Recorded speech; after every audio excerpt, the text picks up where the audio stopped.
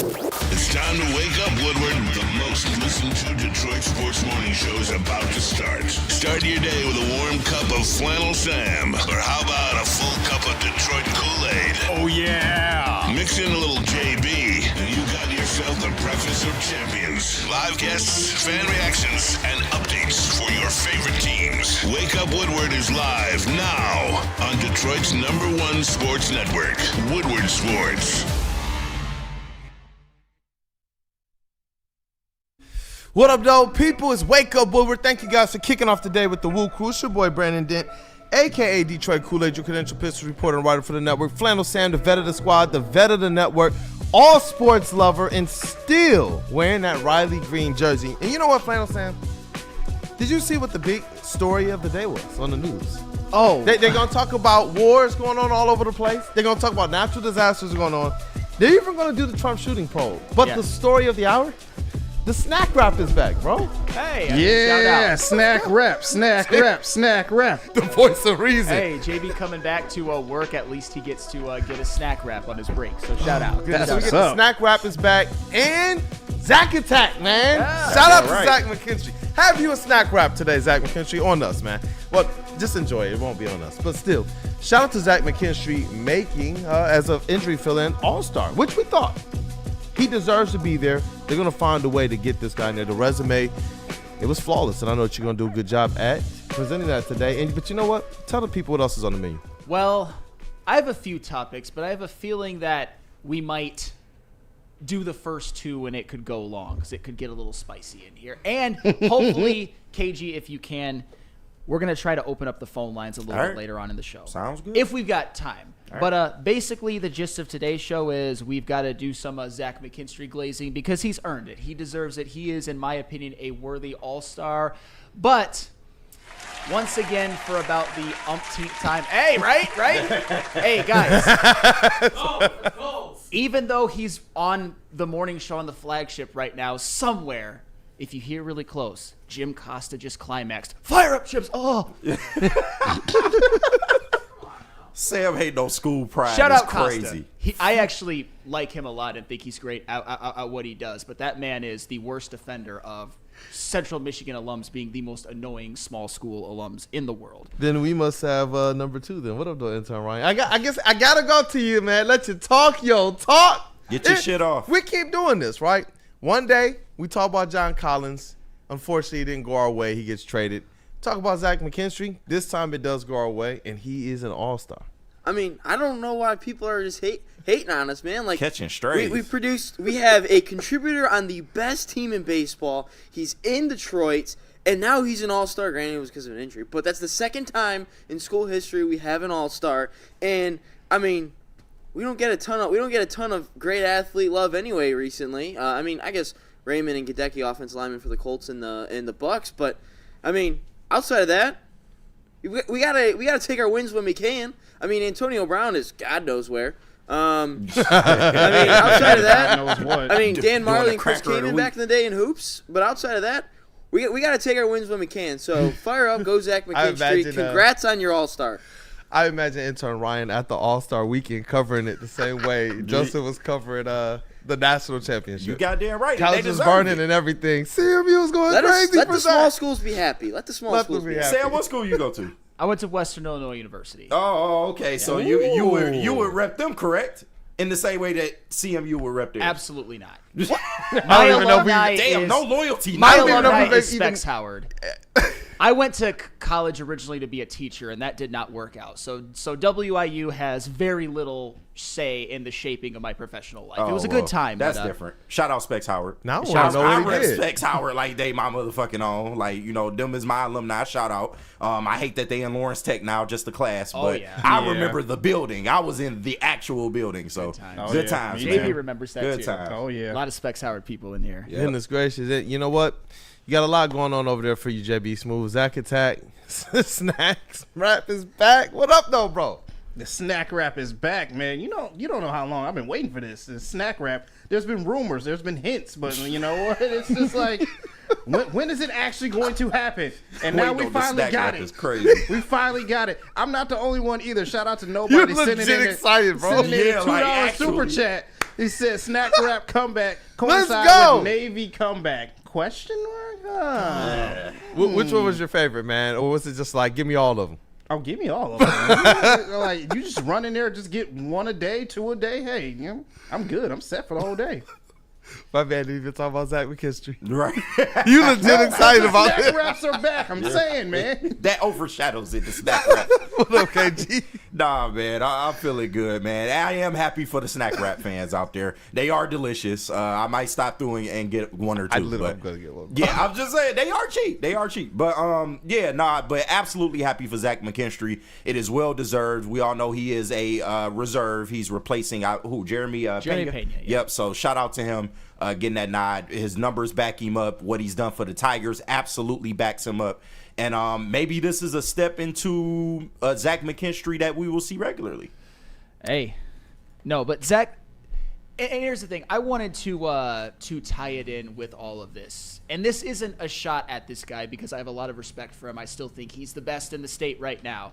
Mike Valeni did a segment on the Flagship the other day in which he called Detroit role player city, which I actually agree with. The problem was he used Zach McKinstry, I think, as an unfair representation of this, to where he said, why are people clamoring for Zach McKinstry? He's just a role player. Actually, this year, Zach McKinstry is not a role player. Yeah. Zach McKinstry has actually been a star this year. Vital if there's piece. any players... Put that Detroit cape on, Absolutely. boy. If there's any players on the team that you can actually call more utility role player guys, believe it or not, it's actually Javi Baez and Colt Keith. But we're not going to talk about them right now because Zach McKinstry, if you've got that graphic there, JB, he has had himself a heck of a year. Zach McKinstry actually leads the Tigers in batting average at 286 and positional player WAR at 2.7. His WAR is actually higher than Riley Greene's because Zach McKinstry has actually been a positive defender this year according to defensive wins above replacement, and Riley Greene has been a negative defender according to defensive wins above replacement. So for all of you who say that I never say anything bad about Riley Greene, there you go. There's your bone. Zach McKinstry, and I think this is very, very important. He's 4th on the Tigers in at-bats, only following Riley Greene, Spencer Torkelson, and Gleyber Torres. The reason why this is so important to me is because he's not a guy who's platooned. He may play different positions, but whether it's against lefties or righties, because of injury, Zach McKinstry has been in the lineup damn near every day, and he has yet to fall off. He has continued to do this throughout the entire season. And speaking of which, because he has a 949 OPS this season versus left-handed pitchers as a left-handed batter on 74 ABs, he can be in the lineup every day. When a tough lefty pitcher comes in, you can still keep Zach McKinstry in there and he will produce. Most notably, though, of all, he is 2nd in the American League of Triples with 8. He is 17th in the American League in on-base percentage at 358. That might not seem like a huge deal, but considering the all-star team carries about 20-ish positional players, being top 20 is a big deal. And he is tied for 17th in the American League in OPS at 826. And oh, by the way, his OPS is higher than Vladimir Guerrero Jr. It's just a little fun fact as well. Let's go. Zach McKinstry, take your flowers. Enjoy your all-star experience. You deserved it. Fire up chips. Hey, and you know what, man? We called to see, you know what, who's going to go on some heaters just before All-Star break and help themselves. Do you know what Zach McKinstry has done in the last 20 games? Just to piggyback on this. Is it? His batting average, bro, 333. 21 hits, 4 homers, 9 ribbies, 13 runs in 20 games. Nice. That's insane, bro, in the last 20. It's awesome to see him turn it up even that much more as, you know, summer's starting to turn up, and I do expect him to keep this consistency up. I believe when you mix in the things that Broder gives us as it relates to the development, and we can see that these players now look that much more comfortable at the plate, that to me is what gives me the confidence, including the other person we're going to talk about. People go through ups. People go through downs. So if Zach McKinstry in the second half of the season goes through a little bit of a slide or a little bit of a slump, that's not going to shake me because we've seen that this development staff has been able to help these players navigate and come out of these slumps and be effective for this Tigers team. That's one. I think that's been their calling card this year. We know what the stars are going to do, but I believe that the other guys who are getting these all-star nods, it's because of, yes, you see guys like Zach McKinstry going out there and absolutely raking, but it's what they've been to accommodate Riley Greene, being able to be one of those guys that we can say, you know what, that's the Zach McKinstry game. And that's where in the future I'm hoping that guys like Colt Keith continue to find that level of consistency. But Zach McKinstry, I don't have any concerns about him keeping up this level of consistency. Maybe this level of play might tell off a little bit, but this guy looks like a bona fide star. I mean, to piggyback off of what you're saying, Kool-Aid, I'll admit it. Riley Greene's been bad in July. Doesn't matter. Colt Keith's been amazing. Yeah. Zach McKinstry has continued his hot streak, parlaying that into an all-star appearance. Spencer Torkelson's getting a hit damn near every day, and he's had a couple of torque bombs. It's a deep lineup, man. I don't know if a lot of us thought that it would be at the beginning of the year. We certainly didn't expect what we've gotten from Zach McKinstry and Spencer Torkelson, but these are some of the guys that have made it go. And Zach McKinstry, to me, he was, in my opinion, probably the biggest snub at the time, and at the time it was actually released.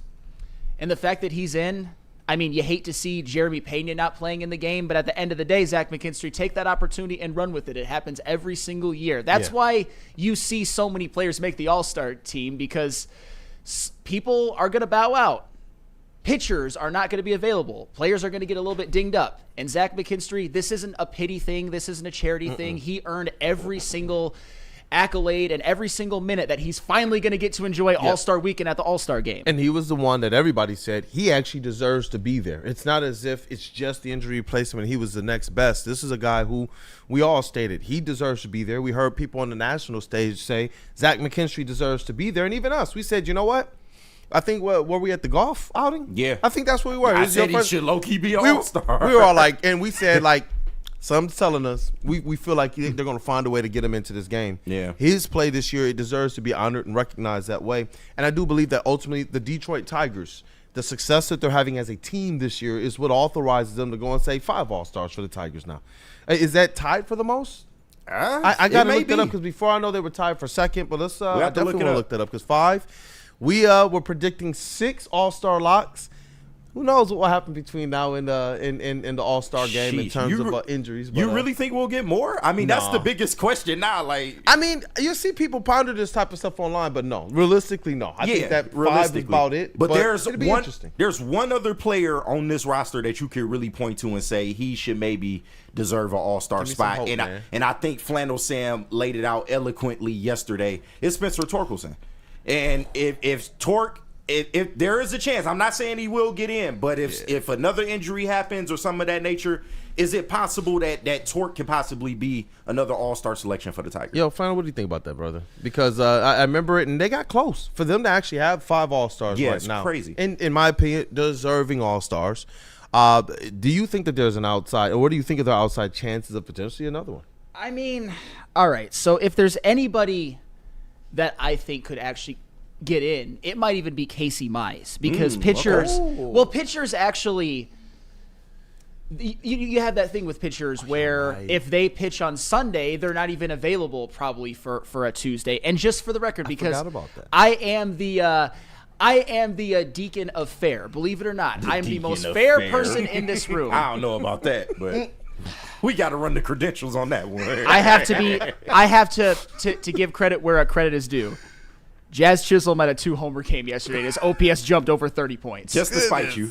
No, I mean, for real, though. Like that's the thing about baseball. It's fluid every day. And you know what? Jazz Chisholm, somebody who I've never liked, I think he gets way too much adoration for what he is. He's having himself a heck of a year. Torque had a nice day yesterday, too. He had a single, an RBI, and a run. But Jazz Chisholm, man, especially when you haven't played as many games like Chisholm as I've mentioned before, he's missed 31 this year. If you have a 2-home-run game, your OPS is going to go through the moon.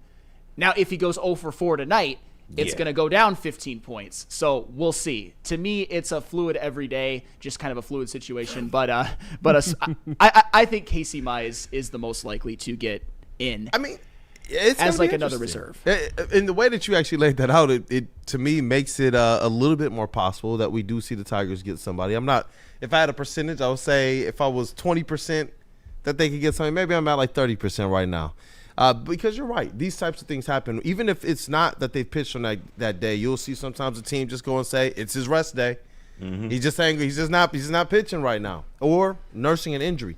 That's going to be an interesting thing to watch, to see if they find a way to get one Casey Mize in, because there's a lot of people who've contributed to the squad. And, like we said, even though they dropped the game, they still won the series. And it's a testament to who they've been all season long, a team that's just above all of the noise and above all the speed bumps.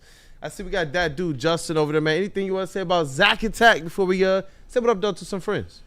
I mean, his story is a very, very great one. I mean, he was a guy who had a sub-6 OPS for a majority of last year and has now become an all-star with over an 800 OPS. So the turnaround for that guy, someone who has never put up these type of numbers in his career, is uber impressive. And you just got to give him his flowers and be happy for him, because I can't lie, I don't think anyone in this room expected this, but we got to be happy for him, and we've loved watching him this year. So shout out to Zach McKinstry. Hey, shout out to Zach McKinstry. And I see Jonathan Lord in the chat that says, bring up the feud with Jazz and Flannel. No, I mean, my thing with Jazz Chisholm is the fact that he was ever on the cover of MLB.com, MLB The Show's a disgrace. I care. Oh, Jazz Chisholm makes the game fun for the youths. He was mid. Javi was on the cover too. You hate him? Who? Javi was on the cover too. Do you hate him? Well, Javi, wasn't he on the cover when he was with the Cubs? Yeah, he was. He was actually great. And then you guys actually had interaction, right? On social media? Yes, I did. KG, those damn youths. I did. But I can also be the big man and say that Jazz Chisholm has been great this year. I don't blindly hate. People think I blindly hate. Jazz Chisholm has earned... Like, I'm not mad that he's on the All-Star team. I didn't complain about it. I may have dissed him a little bit in favor of my guy Torque, but nobody at this station has ever put a guy down to prop up their guy. Byron Buxton. Byron Buxton. Never want to hear his name again. Yes, I'm Last operating time I in the Spike checked, Story Byron day. Buxton going to be sitting on the couch All-Star weekend. Oh, he's there. Yeah. He's there. He's a reserve, KG. For somebody who should be cut from the Twins, he's a reserve for the All-Star game. Not a starter, though. What'd you say? Who's that over there? Javi's the starter. Hey, By the way, AL All-Star starter Javi Baez. did Javi Baez get yet another day off yesterday? Yeah. Another one? Hey, he's an all-star, right? Right, man. Star You can't work him every day. He's vital to the team. He's missed 17 games and Load hasn't been on the management, injured load list. Right. AJ Hinch has babied him, and that's okay, but it's a fact. Nobody wants to talk about it. Done the same with Colt Keith. It's facts. But we're seeing, honestly, really good seasons out of these guys. Of course it we reminds are. me Of of what we're course we seeing are. from If JB it ain't Bickerstaff broke, don't with fix Stu. it. Yeah. You reduce their usage for these Fair. players, and you're seeing Fair. them be able to blossom within it. I definitely like what's going on, man. 100%, and I'm not mad at it. I'm not mad at it at all. I just don't think. Are you sure? I don't think Javi should have been an all-star starter. I'll never. Dog, You ain't got to man. like it. You got to respect it, though. What's man tooth, man? Anchorman. Buddy's Pizza's been serving the original Detroit style transition. pizza since 19. I didn't know there was no way to transition. It's just, hey, anybody want Buddies? Sure. They've been serving this thing since 1946, and 79 years later, they have 22 locations in the great state of Pure Michigan. And fans can still visit where it all began on the corner of 6 Mile and Conant. Sign up for Buddies Rewards to earn points on every purchase and receive exclusive promotions. Download the Buddies Pizza mobile app and start earning today. Add some Detroit style to your next meal. And save 10% off that entire order by using the promo code 10MIL. That is the number 10 MEAL. BuddiesPizza.com. Buddy's Pizza, and you can also wear some Woodward Sports merch while eating Buddy's Pizza as well. All you got to do is head over to woodwardsports.com, click on that shop tab. New designs for you every single week. But you know we got the Woodward Tigers gear that you could be rocking down at Comerica Park today, and also the LFG Red Wings t-shirts, hoodies. They're all still available for you right now. All you got to do is head over to woodwardsports.com, click on that shop tab. It's part beauty, part beast. It's for those who dare to be different, for those who want to stand out, and for those who are built for more. The all-new Ineos Grenadier combines strength and style for an unmatched driving experience. Sold exclusively at Feldman Ineos of Waterford. Thank you to all the fans for making Woodward Sports your #1 online destination for Detroit sports. We promise not to drop the ball.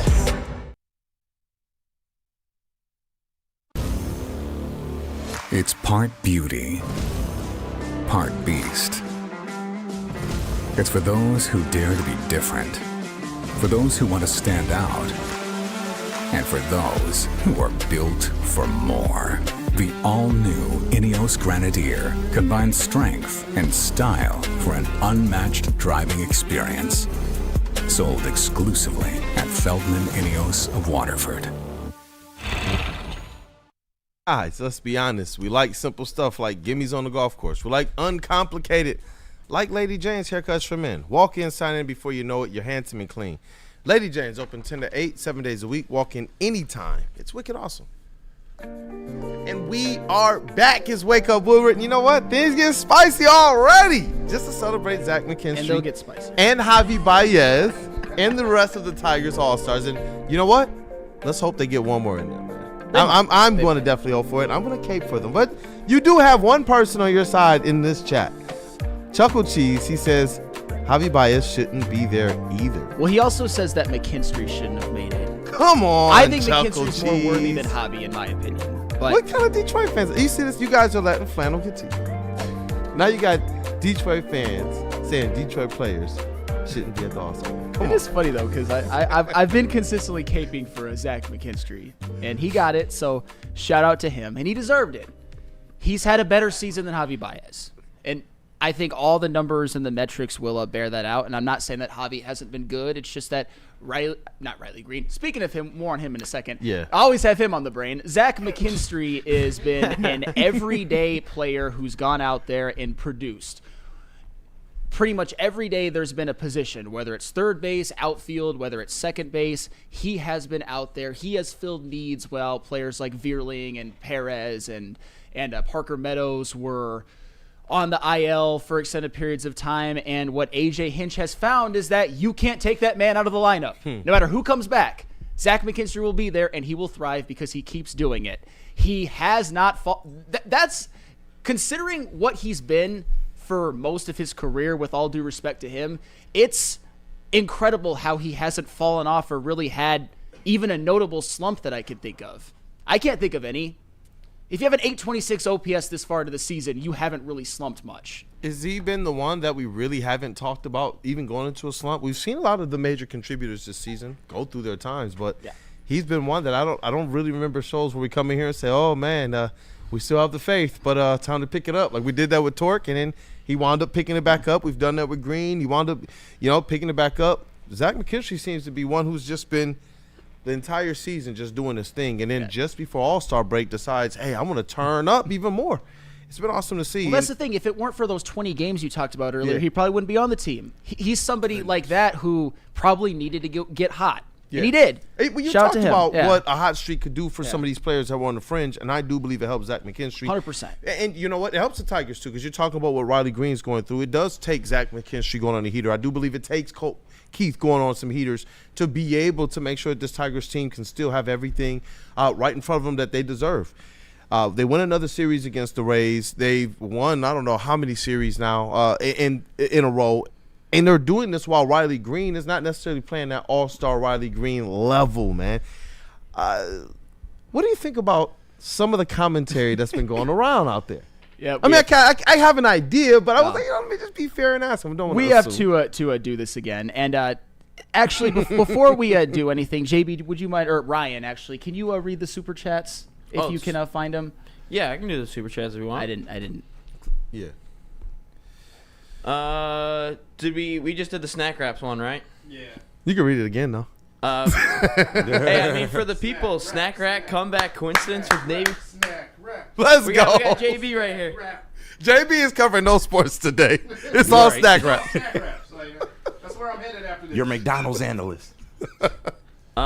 This is from Rando Smalls. You didn't see it, Shout Sam, out. but a bunch of us did see it. I don't know what that's Congratulations. You had the foresight on Torque and Zach McKinstry. You saw him having an 826 OPS season. You know what else you would have done? You'd be doing the same thing if Ryan Kryler was having a good season. Remember earlier when you were victory lapping Justin Henry Mudhen now instead of Justin Henry Malloy? Chill on Stop my boy it. Malloy, man. Stop it. Stop it. Stop it. Stop it. Stop it. Stop it. Stop it.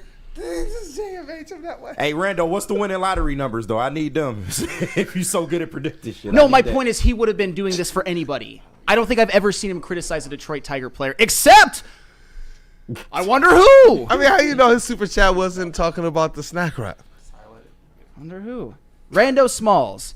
Riley Greene doesn't change his approach with 2 strikes on him either. It's what's keeping him from being a superstar. $5 super chat. Oh, my goodness. We got to do this Uh again. oh. Whoa. Okay. So that kind of is a pretty good segue then. Never seen him say one bad thing about a Tiger athlete before, and now the Riley Greene, the sin of striking out in a game where you were down by 4, you were ahead in the series 2-0, you were on a 5-game winning streak, and you lost a game. The humanity, bro.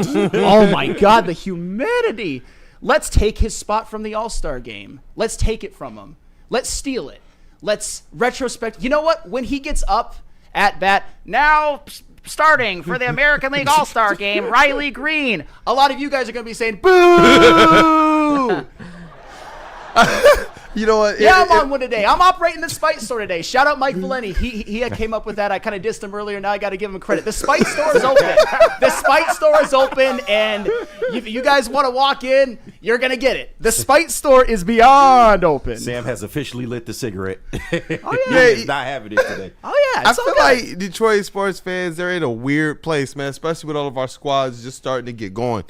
Because you hear this stuff with these guys that are not just approaching stardom, but now approaching superstardom, like Cade Cunningham. I feel like this is the same thing with him as it relates to his turnovers. There's going to be always things that people pick at with these guys who are supposed to be great. They did it early on, even with Aiden Hutchinson. You know, and that's where I remember. Yeah. Remember that month off he had?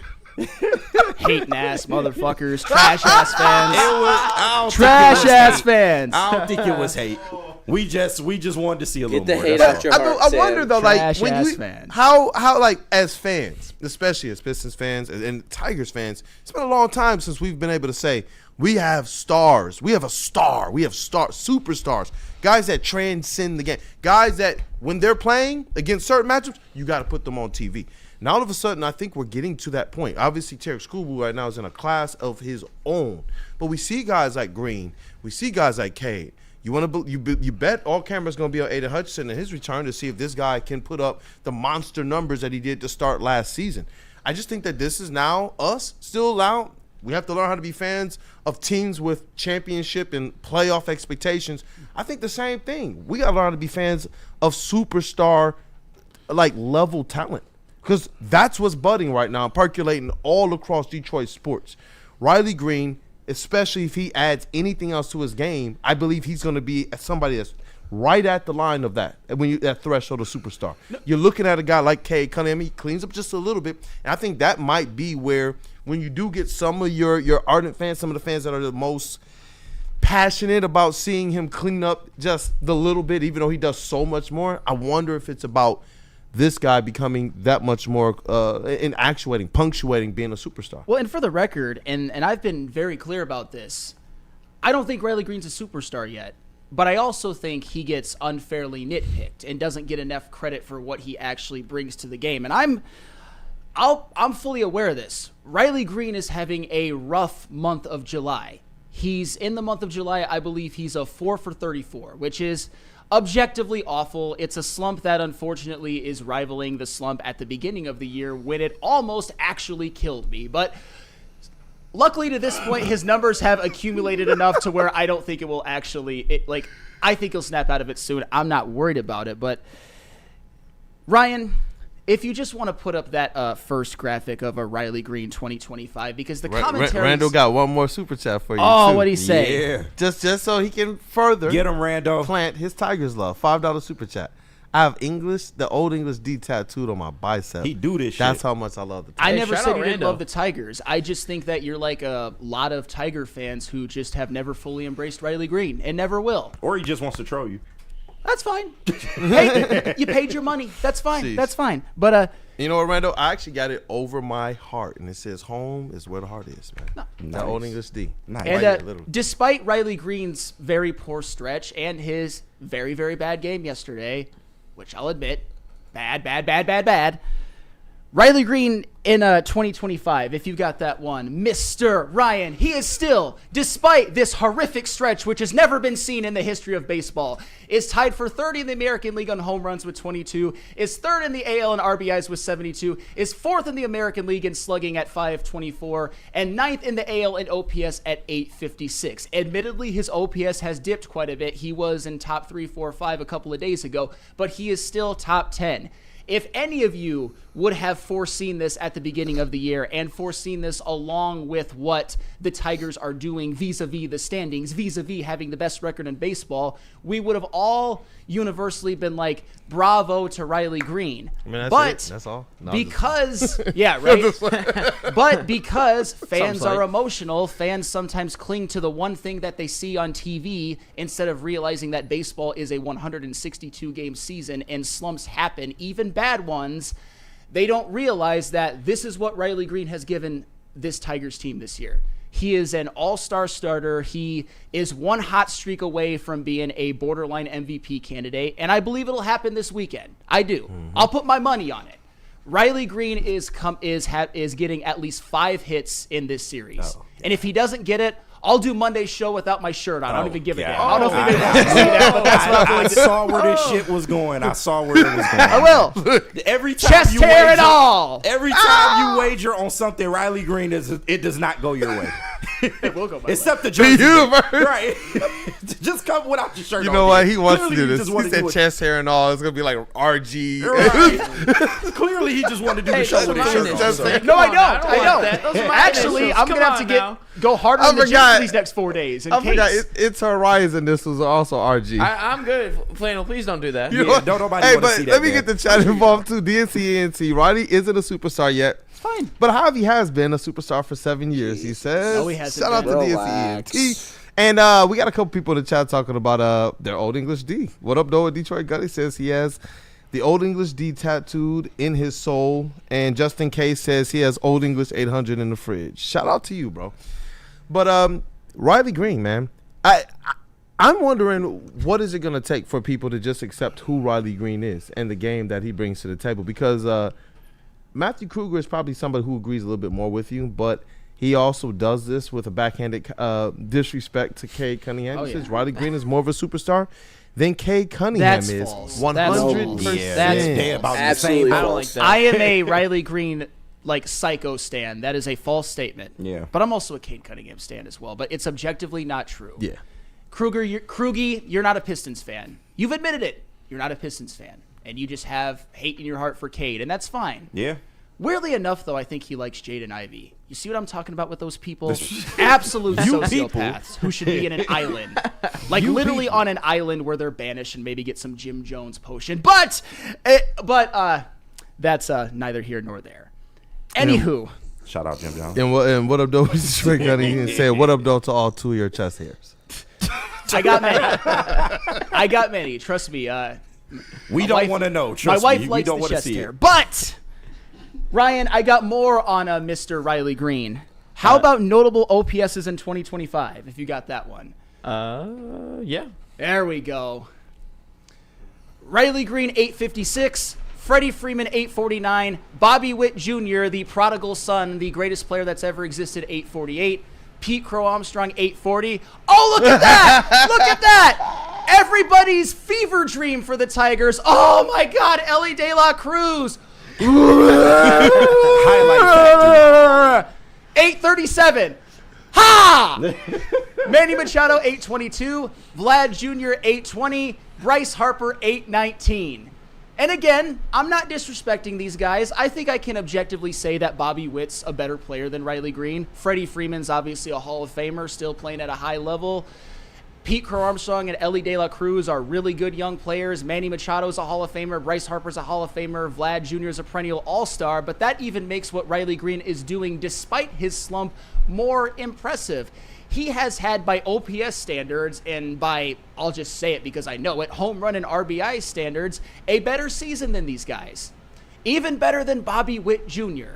And again, Bobby Witt Jr., his wins above replacement is high. He's a much better defender than our Riley Greene is. But what does this tell you, man? Riley Greene's a star. Riley Greene's an all-star starter, and he is like I said, he is a hot streak away from being an MVP candidate, and he will get it.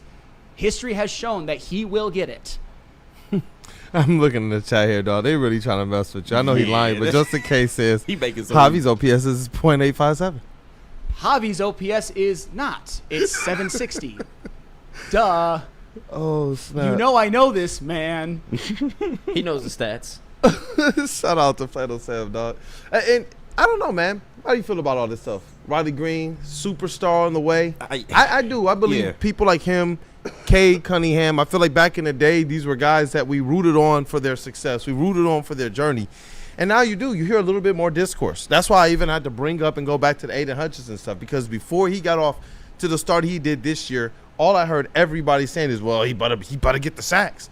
I'm like, what he better? That's Aiden Hutchinson. He been doing this. Like, What are y'all talking about? And I do believe that as that defense around him continues to get built up, you're going to see a little bit more out of him. But last year, he didn't even wait for that. Yeah. You know, and that's my thing. It's like, what happened to the days of just supporting these players and believing in these players? These are guys that work their tail off. We're not cheering for a bunch of, like, I love Drummond. But for all of the behind-the-scenes stuff that we knew about, the motor, the practice, are you doing the right work? These are the guys that actually do the work. When you talk about Cades and your Greenes and your Aiden Hutchinsons, these are the guys that I'm like, buy the stock right now. While there are some people who might have a little bit of, like, you know, difference of opinions about who these guys are, I say buy the stock right now. I am a firm belief that we're going to see superstar Aiden Hutchinson, superstar Cade Cunningham, and superstar Riley Greene. I would love to see it, man, and I totally agree with you. I actually think Sam don't have to defend Riley Greene as much as he does. I got the same last name as the man. He probably my cousin. I'm just saying, you defend him like love somebody in your life like Sam loves Riley Greene. That's all I'm gonna say. No, but I do have to defend him that much. I don't think you do. Yes, but and with the Hutch argument early on in his career, it was a little more nuanced than that. But I get what people are getting at. We all knew that he was good. We all knew he had the talent. We just wanted to see him improve in some ways. And Sam knows last year I would rib him a little bit because I know Riley Greene is this guy. I'd be like, hey, you know, Riley Greene, if he can step up in this area, you know, he'd probably be good. But, you know, overall, the numbers laid out. He's been unequivocally the best player on this Tigers team for at least the last 2 years in terms of hitting and just being that constant presence in the lineup for this Tigers team. All the numbers back him up. He's getting better and better as he goes along, and now he has more talent around him to be able to showcase himself more.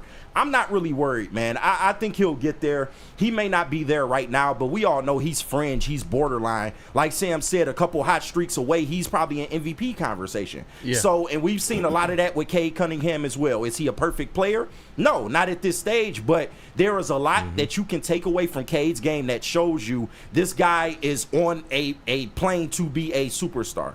And I think we just got to be patient, let these guys develop. They're going to be fine. But Riley Greene, I have no qualms. You know, when he went through the slump early, I'm like, wake me up when it's June 1st and he's doing said that. it. You said wake me up in June. And by June, we knew exactly, Riley Greene is that deal. Yeah.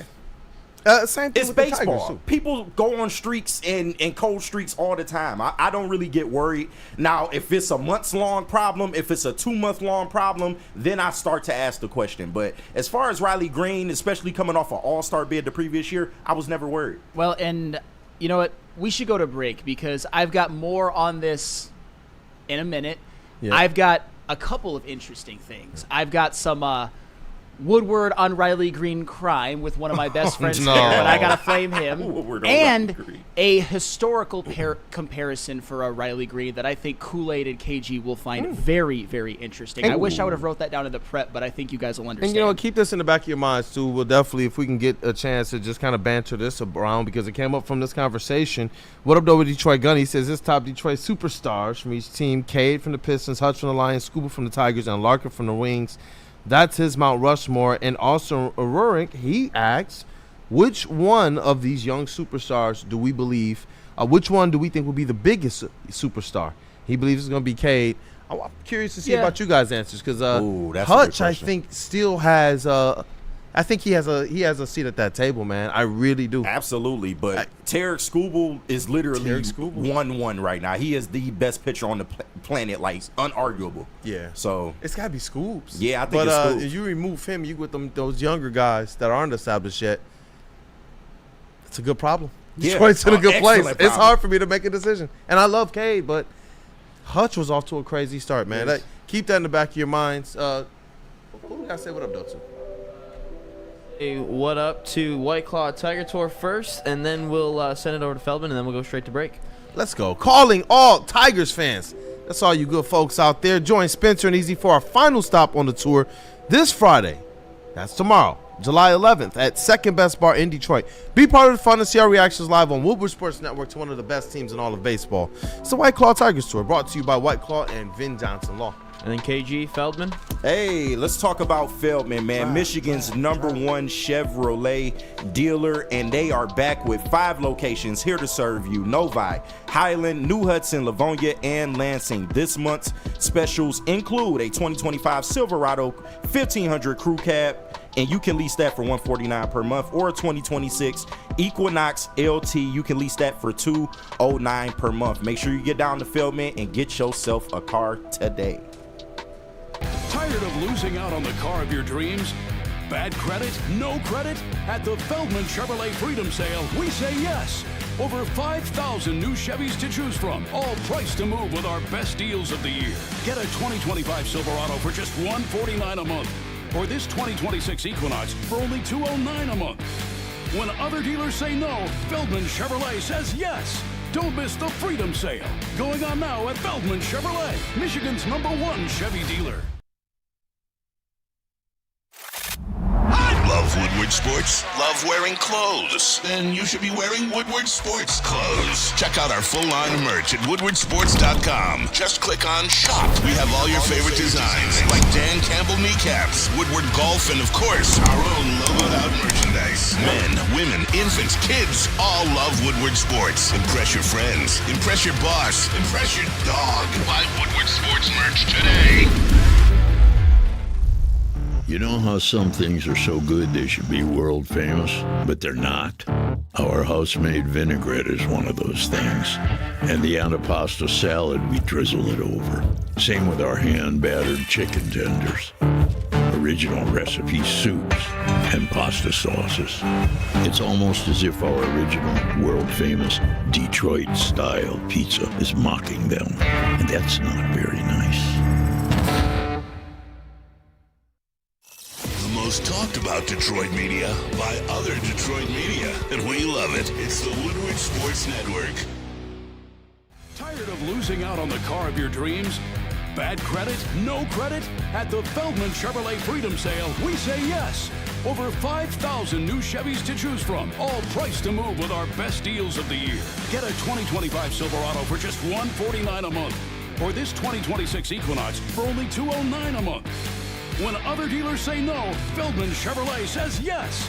Don't miss the Freedom Sale, going on now at Feldman Chevrolet, Michigan's #1 Chevy dealer. At Gold Crown, concentrates are their bread and butter, crafting elite collabs extracts since the caregiver days.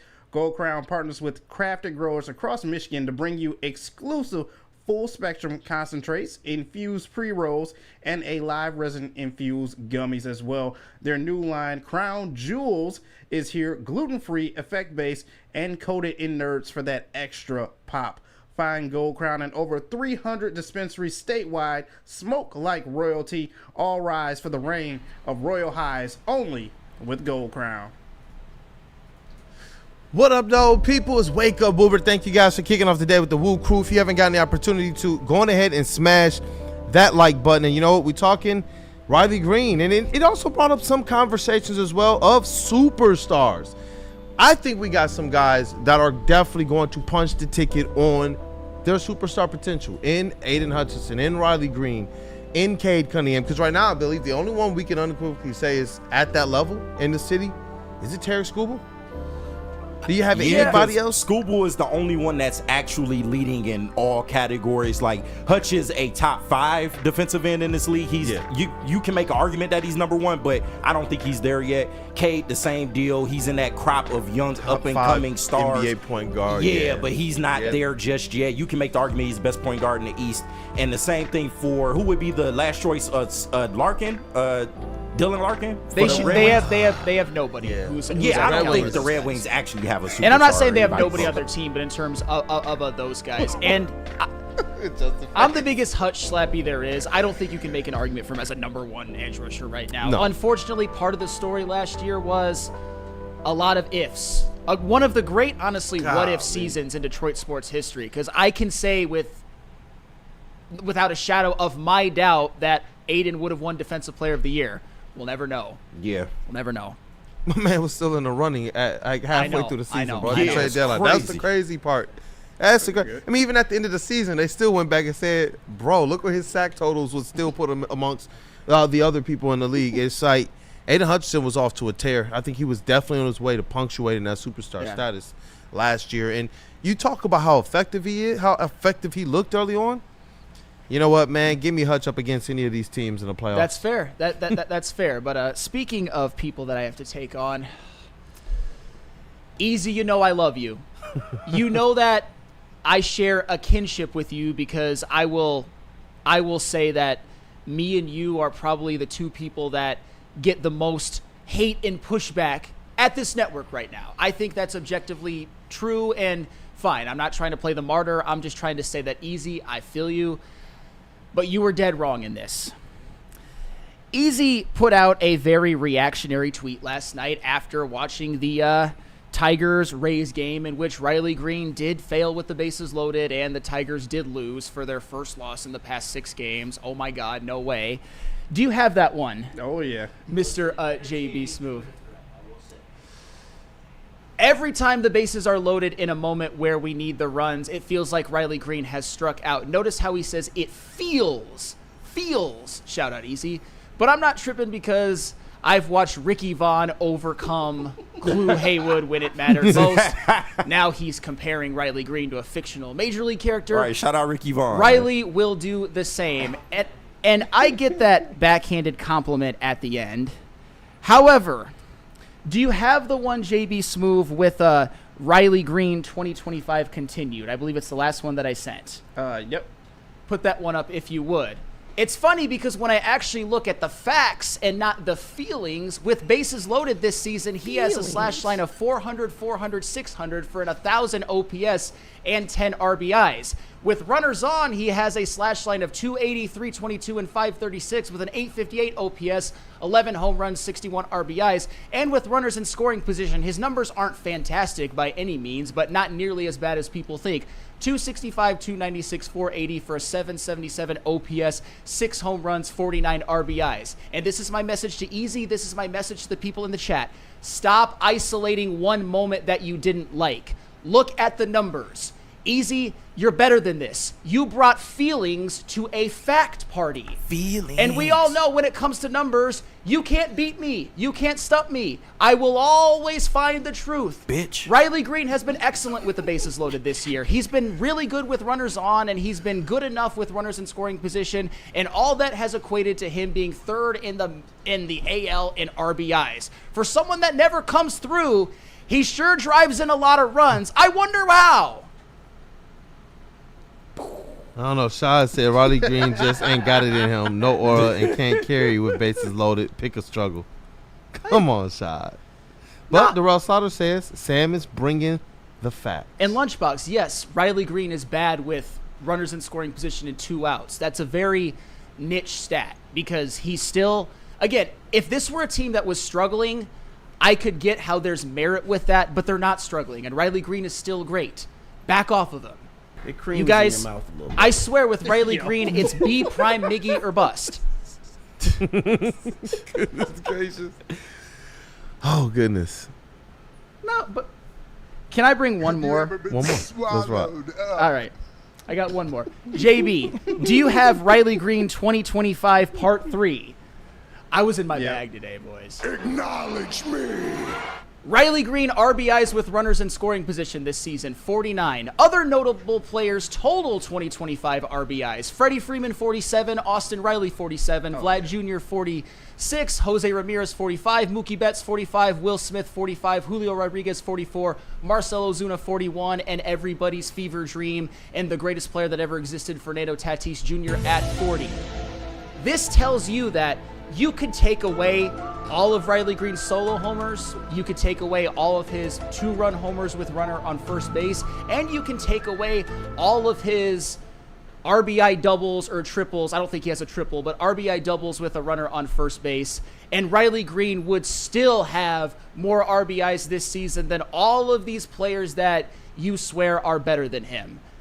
All of this nonsense, and that's the thing, Easy, and this is where I'm most disappointed in you. Do you not realize that Riley Greene isn't clutch is literally the most pervasive false narrative on the internet about the Tigers? Yeah, E. You fed raw meat to the dipshits. You did it. Come on, E. You did. You fed raw meat to the dipshits. Ho? I love you, Easy, but you fed raw meat to the dipshits. And now they're pouncing. Riley Greene has more RBIs just off of at-bats with runners in scoring position than these guys do on the whole season. And you know what? People will look at that. People will look at his bases loaded numbers, and you know what they'll say? I don't believe you. Your numbers are wrong. I feel like Easy's already clipping old flannel you stuff already. already. Oh, Like, sure you know this is about to get epic on social. Remember, guys, when I said what I said, let me actually tell you what I said about Riley Greene early in the season when he was hitting like 217 with a 620 OPS, was in a slump in which he was 7 for 55 and all 7 hits were singles. I said, if Riley Greene continues on this trajectory, the minors aren't out of the question with guys like Parker Beddoes, Matt Vierling coming back. I did not say, Riley Greene, go to the minors. He was in a bad way right now. Right now, with what he's done this season, he can withstand a slump and still be putting up excellent numbers. So I think it is much, much worse to be downplaying him right now when you've seen that he's an all-star for the second year in a row. You've seen that despite all of that, he's without a doubt a top probably 7 positional player in the American League. And like I said, people will look at these numbers. They'll look at the numbers with bases loaded. They'll look at the numbers with runners on and be like, you know what? I was at that one game where Riley Greene had that one strikeout. I don't believe you, mean stat man.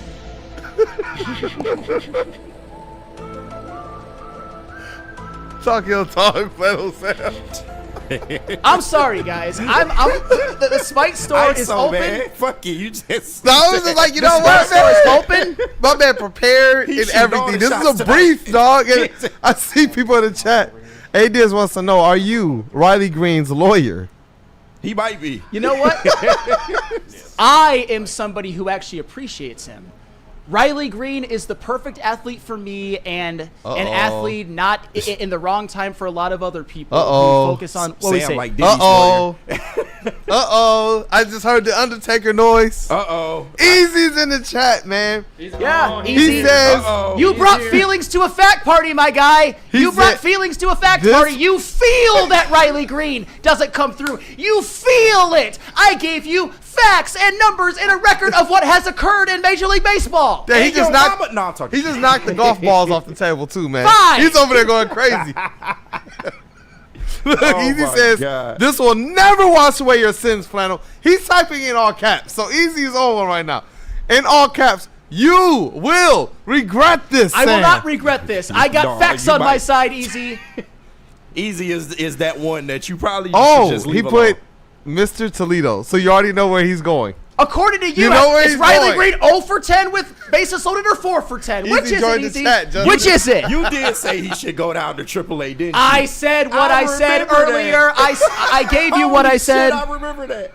I gave you what I said. Uh-oh. I didn't say declaratively he should go down to AAA. I said if he continues like this, the minors aren't out of the question. It's different. It's funny how I'm the only one who can't get away with that, but that's fine. That's fine. I've created a legion of Riley Greene haters just so you can be mad at me. Even that statement, he would have to really, really struggle in order for them to consider sending him down to Toledo. Like, that was kind of crazy. But you've also said A.J. Hinch should be fired on the same airwave, so.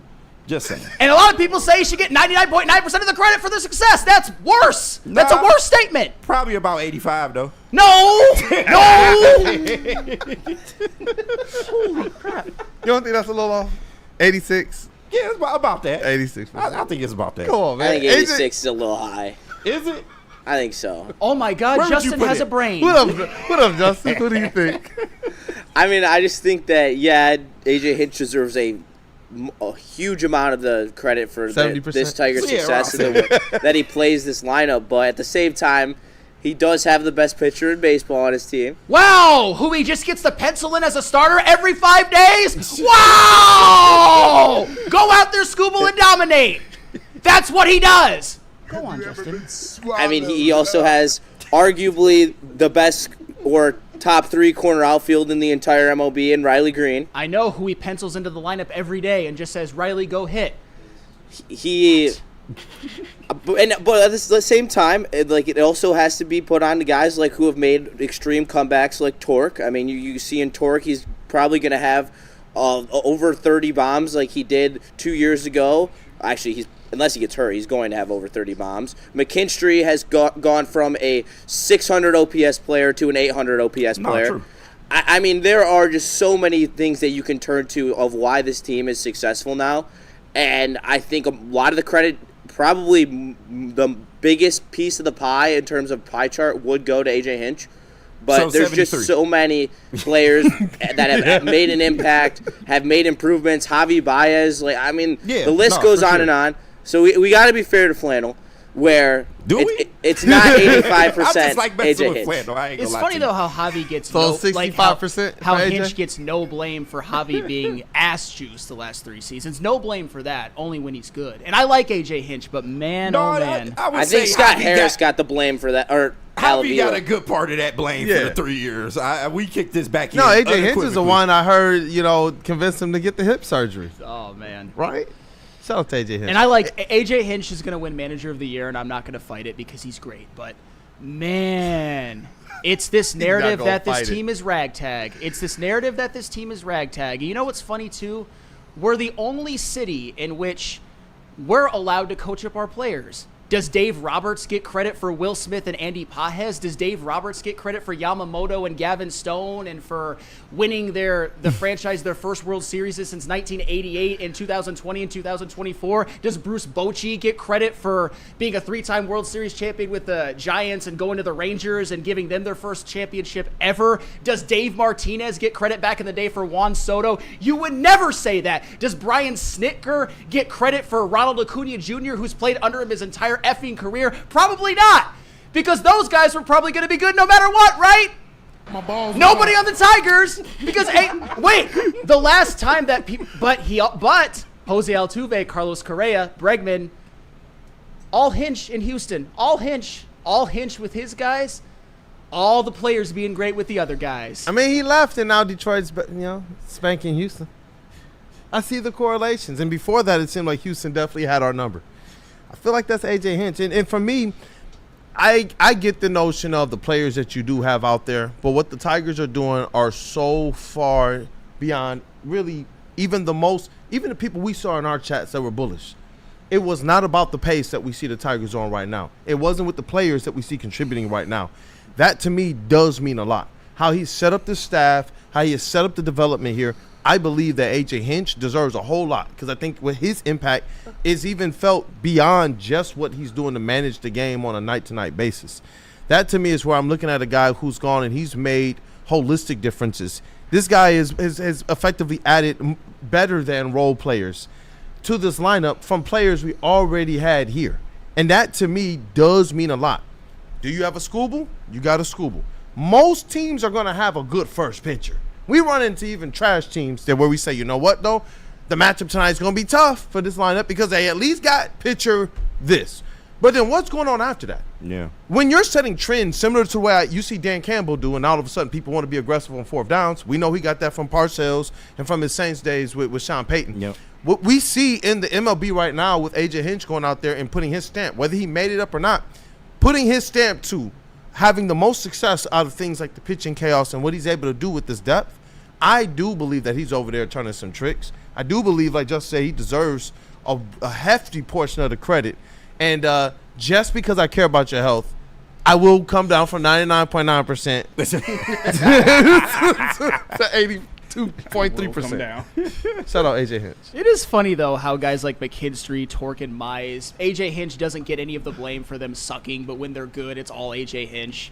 The Hinch symptom in this town is insane. We love him more than any of the players. I saw with that. I think it was either Dad with Tourette's or what I'm doing with Dad Detroit with Gunny, Tourette's is who an asked. absolute moron. Well, no, He's they an asked. absolute moron. They asked, does Larry Brown get all the credit for 04? And I think one of the main differences here is that AJ Hinch started here when this was nothing. When people said maybe he should be gone. When people couldn't see the vision. Red Flannel now said we that. see exactly where this thing is at. Whereas Larry Brown, we know he stepped into a team that was poised to make the runs that they were making. Now, obviously, they had to tinker at the trade deadline.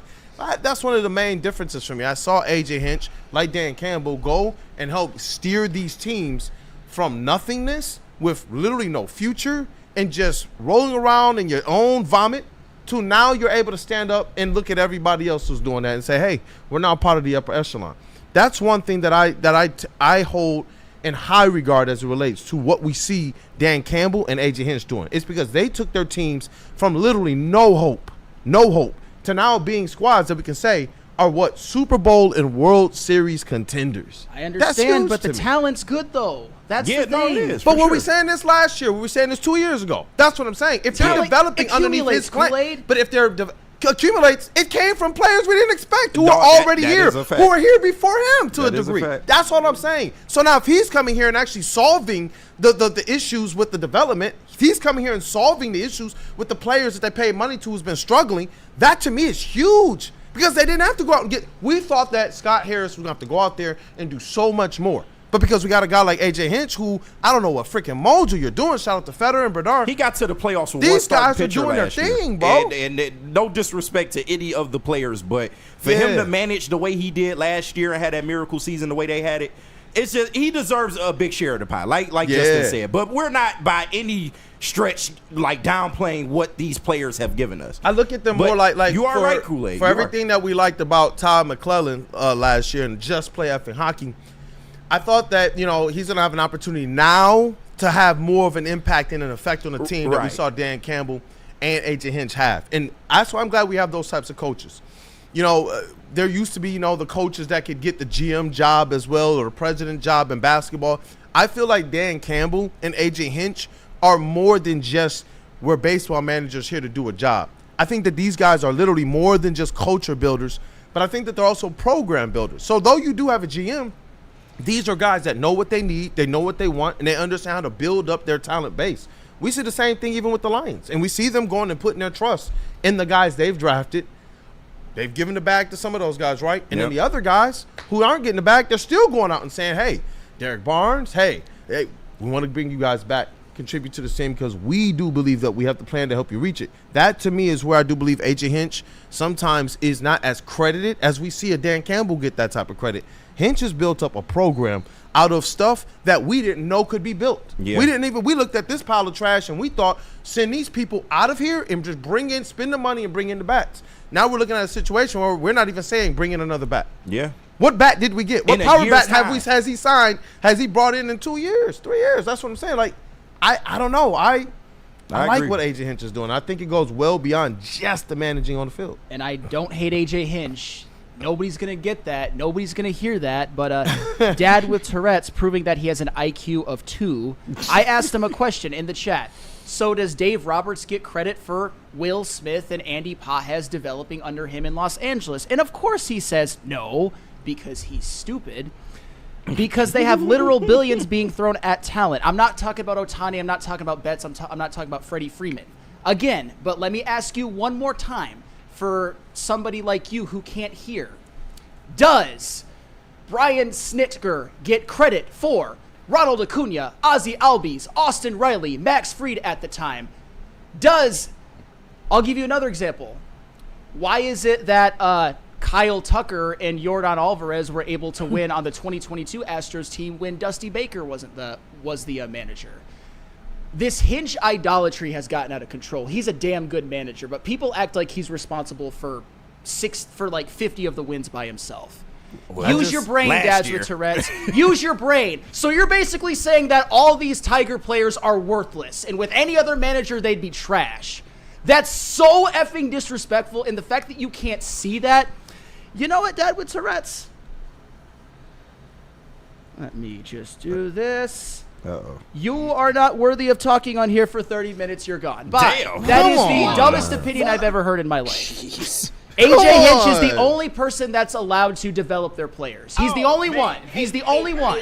He's the only one that's allowed to coach up his players. I think this fan base is bottom 3 IQ. You don't Shout believe out that Wizzy AJ D. Hinch's situation is a little bit more unique because he's doing this with players that we did not think were worth even a roster spot on the lowly Tigers. It's not like about Andy Pius on the Dodgers. It's not like he went to another squad that already had people ready to go. You were saying fire the man. You were saying certain players don't need to be here. Well, what sense do we make of this? Do we believe that another manager was going to come here and have this type of effect? When for years they had managers, high-level talent they were bringing in. What's the difference? And it's not just the tinkering. That's why I'm talking about the aspects of it that I don't believe the Tigers really paid attention to in bringing in other managers in the past. He helped change the culture. He's a culture changer. And that's what I'm saying. It's this guy has brought a lot to the table. Javi and Spencer Torkelson are huge. Though that and Casey Mize figured blame these things for when out. they were shit. None. Bottom 3 IQ fan base in sports. So them I'm getting better is just them. I'm done with this shit. It's just on them. Them getting better is It's just on the not players. all on them, but you guys act like this team would be 20 games under 500 without AJ Hinch. That Riley Greene was never going to be great. That Tarek Skubal was never going to be great. That every other place, their talent was always going to be great because they were better. I don't know. When I see some of these players on this roster right now improving to be able to give better protection around the Riley Greene, I actually believe that AJ Hinch deserves some of that. We can't sit back and talk about, well, this team needs this, or what if our manager did this? Right. And then all of a sudden we actually get the GM and the manager that are doing those things, and it's like, let's just strip it all down. No, I'm seeing what this guy is doing, and his effect is felt throughout everything, including the improvements of these people. I do believe that. 100%. You look at the lineup right now. If Scott Harris didn't do what he did to nip and tuck during the offseason, and if AJ Hinch didn't bring in effectively his dogs, he got a freaking bomb-ass squad. We talk about, y'all already know Woodward Pistons, I try and say tuned into what the front office is. Is it a bomb front office or is it not? And the previous one, before this one, it was too many chefs in the kitchen. Yeah. This one is one where you can unequivocally say whether they succeed or not, because they got time for that. You know the quality of that room. AJ Hinch brought that to the Tigers. We didn't have this before. Like, that, to me, matters tremendously, Could we say with another manager that the Tigers will be a winning team? Sure. I don't know if they would be this good without AJ Hinch. I don't. I feel like another manager, maybe we're not even seeing some of these players here right now. Exactly. Like, that's just me, though. This is my opinion. Hey, you got to put the camera on flat on that. The shirt's coming off. I quit. Goodness gracious, I don't fit in this town. Nobody wants what I'm selling. It's fine. No. AJ Hinch is God. Riley Greene was always going to be a bum. Tarek Skubal was always going to be a bum. No manager or coach outside of Detroit ever coaches or develop their players. It's only Detroit coaches. It's only Dan Campbell. It's only AJ Hinch. It's only fucking JB Bickerstaff. It's the only ones. My man, this provincial ass sports I know fans. he is upset.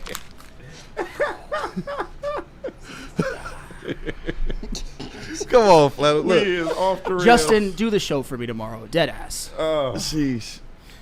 I think it is different with these coaches. Todd McClellan, you got Todd McClellan, you got JB Bickerstaff. JB Bickerstaff is a guy we saw change the culture too, though. Yeah. And being close to the situation, the players actually said what?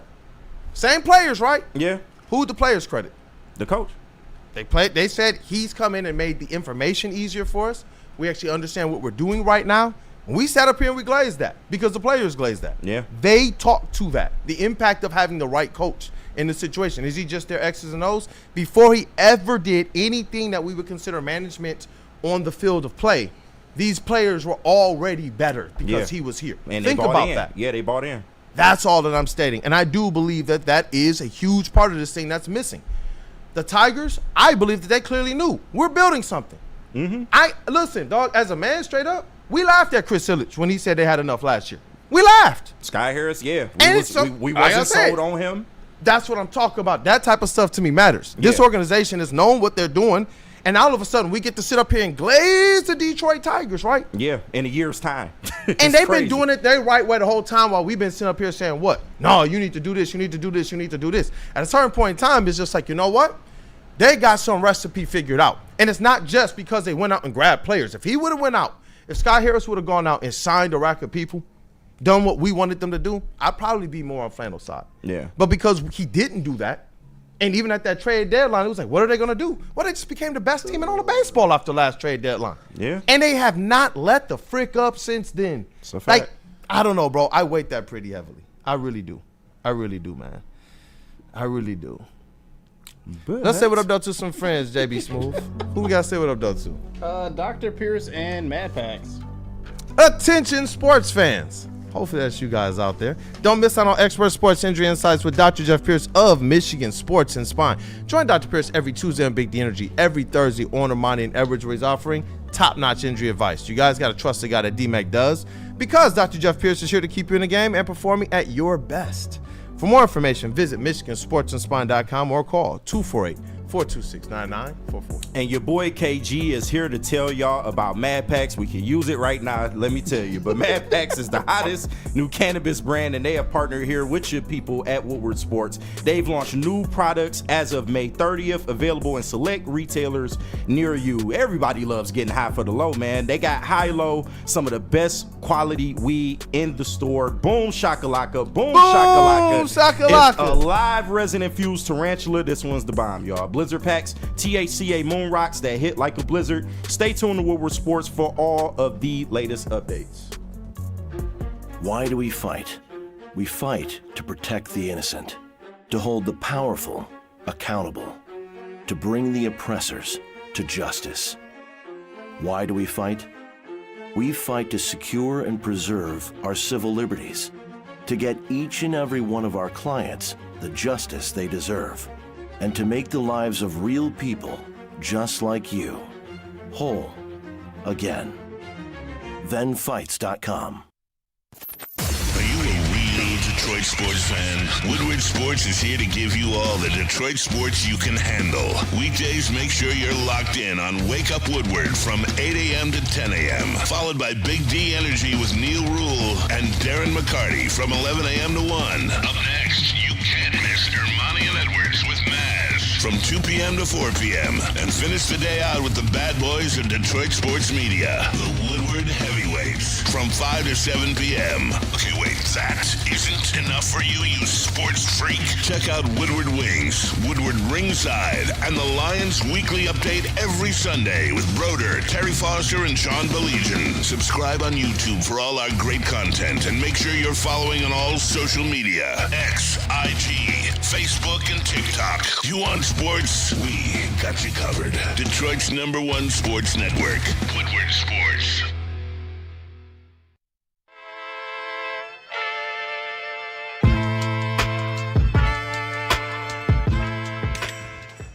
Hey, Tony, what's up, bro?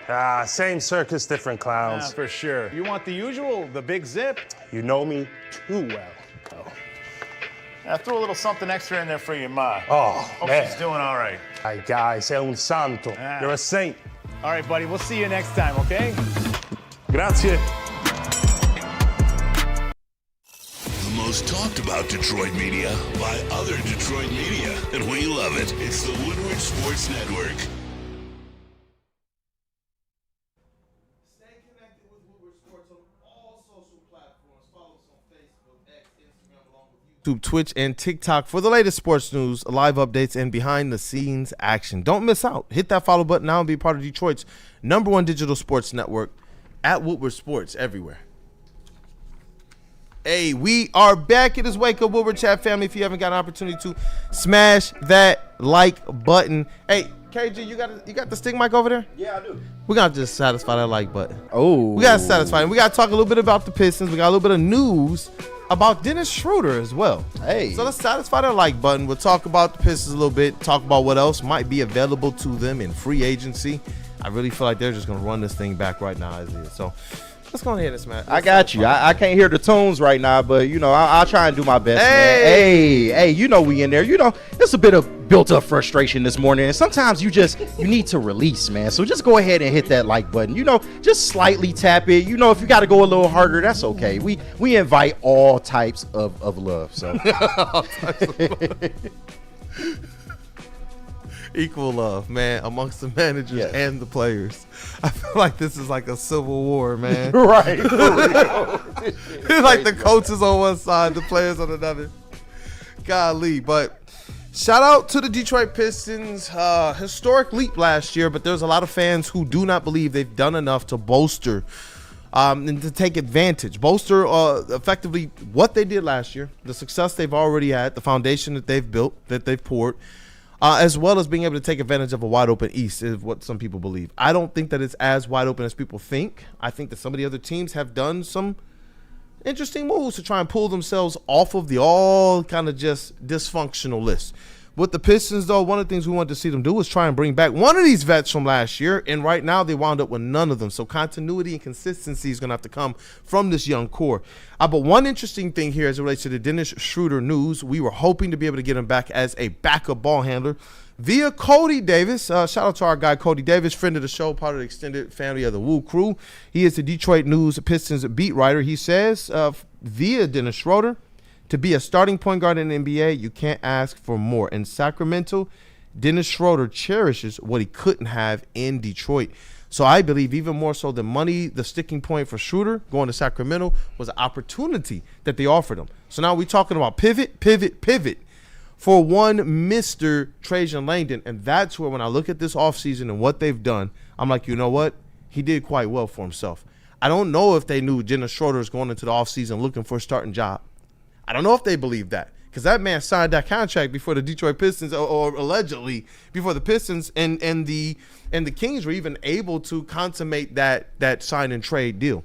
So as I'm looking at what the Pistons got available to them right now, the offseason of pivot, that's why I still continue to be firm about the B+ that I give them, and I am looking forward to the combination of Karis LeVert and Jaden Ivey being able to pick up the slack of guys like Dennis Schroeder and Malik Beasley. Is it going to look exactly the same? No. But I am looking forward to this team actually being better as it relates to facilitation, ball rotation, hitting the cutters a little bit better, hitting your athletic players on the back on the baseline, man. But I wanted to get your take on it as well. Flannel, KG, and the rest of the cast and the crew. Dennis Schroeder spurned Detroit effectively because he wanted to start. I'm not mad at him. Get your bag. Get your starting position. But I do believe that the Pistons would have been much better off if they could have brought one Mr. Dennis Schroeder back. KG? Yeah, no, I totally agree. And, you know, Schroeder, it's a loss. Like, I think the majority of Pistons fans did want to see Schroeder back, but he was never going to get the opportunity that he was seeking here. So I'm not necessarily mad with that. And then when you look at Schroeder's history, that's kind of been the story on him. He's always wanted these big opportunities. I'm not mad at him for it. You know, as long as you can be able to leverage yourself and get the bag, that's fine. But I think the Pistons will be fine. And we don't know what this iteration of the Pistons will be. We don't know what they'll look like. But I am confident that there is a chance they could possibly be better than the previous version. Because once again, you didn't lose much. Yes, you did lose something, but I'm not worried as a fan. Trajan Langdon was able to pivot pretty well and was able to replace some of the things that we lost. And we shouldn't receive too much like fall off from that. It's all about what can they add at this point to maybe take this team to another level. But as of right now, as a fan, at least speaking from my perspective, I'm fine. I'm chilling. Me too, man. I'm fine. I'm chilling with it too, because I'm looking forward to what the Pistons can do. We're going to continue to have this be a refrain next trade deadline to next offseason. And I am wondering how much they're able to play up the value now of these young players. There's a lot of belief in Marcus Sasser too. I want to be able to get your take on that one, because right now it looks like the Pistons are a team that's going to have to get a lot more from within than actually going out there. So they did like the nip and tuck, similar to what we see out of the Tigers. But are we going to be able to get that same type of leap to the next level? Because the expectation is Detroit Pistons second round next year, bare minimum. And Marcus Sasser is a player that I really like. To me, he does deserve a role on this team. He comes in. He's been a spark plug for this Pistons team unequivocally. But he has when he's out there, he's a defensive liability at times. And his ball handling abilities are still, they can use some work. They can use some refinement. I don't think he's the worst ball handler and distributor in the world, but it's definitely something that he can work on. But we all know the offense is there. His step back three is pretty damn good for being a bench level player in the NBA. So if they want to give Sasser the shot, I'm not mad at it, but they will have to find some ways to supplement that defensively, because that will create a problem as we get deeper into the season and maybe rolling into playoff time. But the book is still out on him. He still has a lot to prove, and I'm looking forward to him, if he does get that opportunity, to go out there and show what he can do. Yeah, and with Marcus Sasser, I'm hoping that the lineup is one that puts him in a position to play to his strengths. He doesn't need to moonlight as a point guard. I believe that his best facilitation, it comes off of his ability to score, his ability to attract an extra defender, because he can score at all three levels. But JB Smooth, you're somebody who we haven't been able to get necessarily the voice of reason. Your take on this Detroit Pistons offseason right now. I do believe that a lot of what the Pistons are going to do are going to have to do and depend on to take that next step up. It's about the internal growth. This is what the Pistons are saying. This is, whether we agree with how it went or not, this is the plan that they're taking. How you feeling about the Pistons being able to reach those expectations? I mean, this is the plan that the Pistons are taking, as you said, as well, too. So I think we still need to give Trajan just a little bit of time to get things straightened out and organized as well, too. I hate the fact that, we couldn't keep Dennis Schroeder, but, that's fine, too. We will find something else as well. But I think this still needs a little bit more time to develop. And obviously, these young players that we have right now are going to grow. Cade is going to have to step up and take that leader role and just, kind of delegate everything out to everyone else on the team as well, too. But I still think that there's a lot of potential in all the players that we have right now. It's just finding a way to get everyone to gel properly into this next season. So give it a little bit of time, give Trajan a little bit of leeway, and look for another big. And by God, please get rid of Tobias Harris.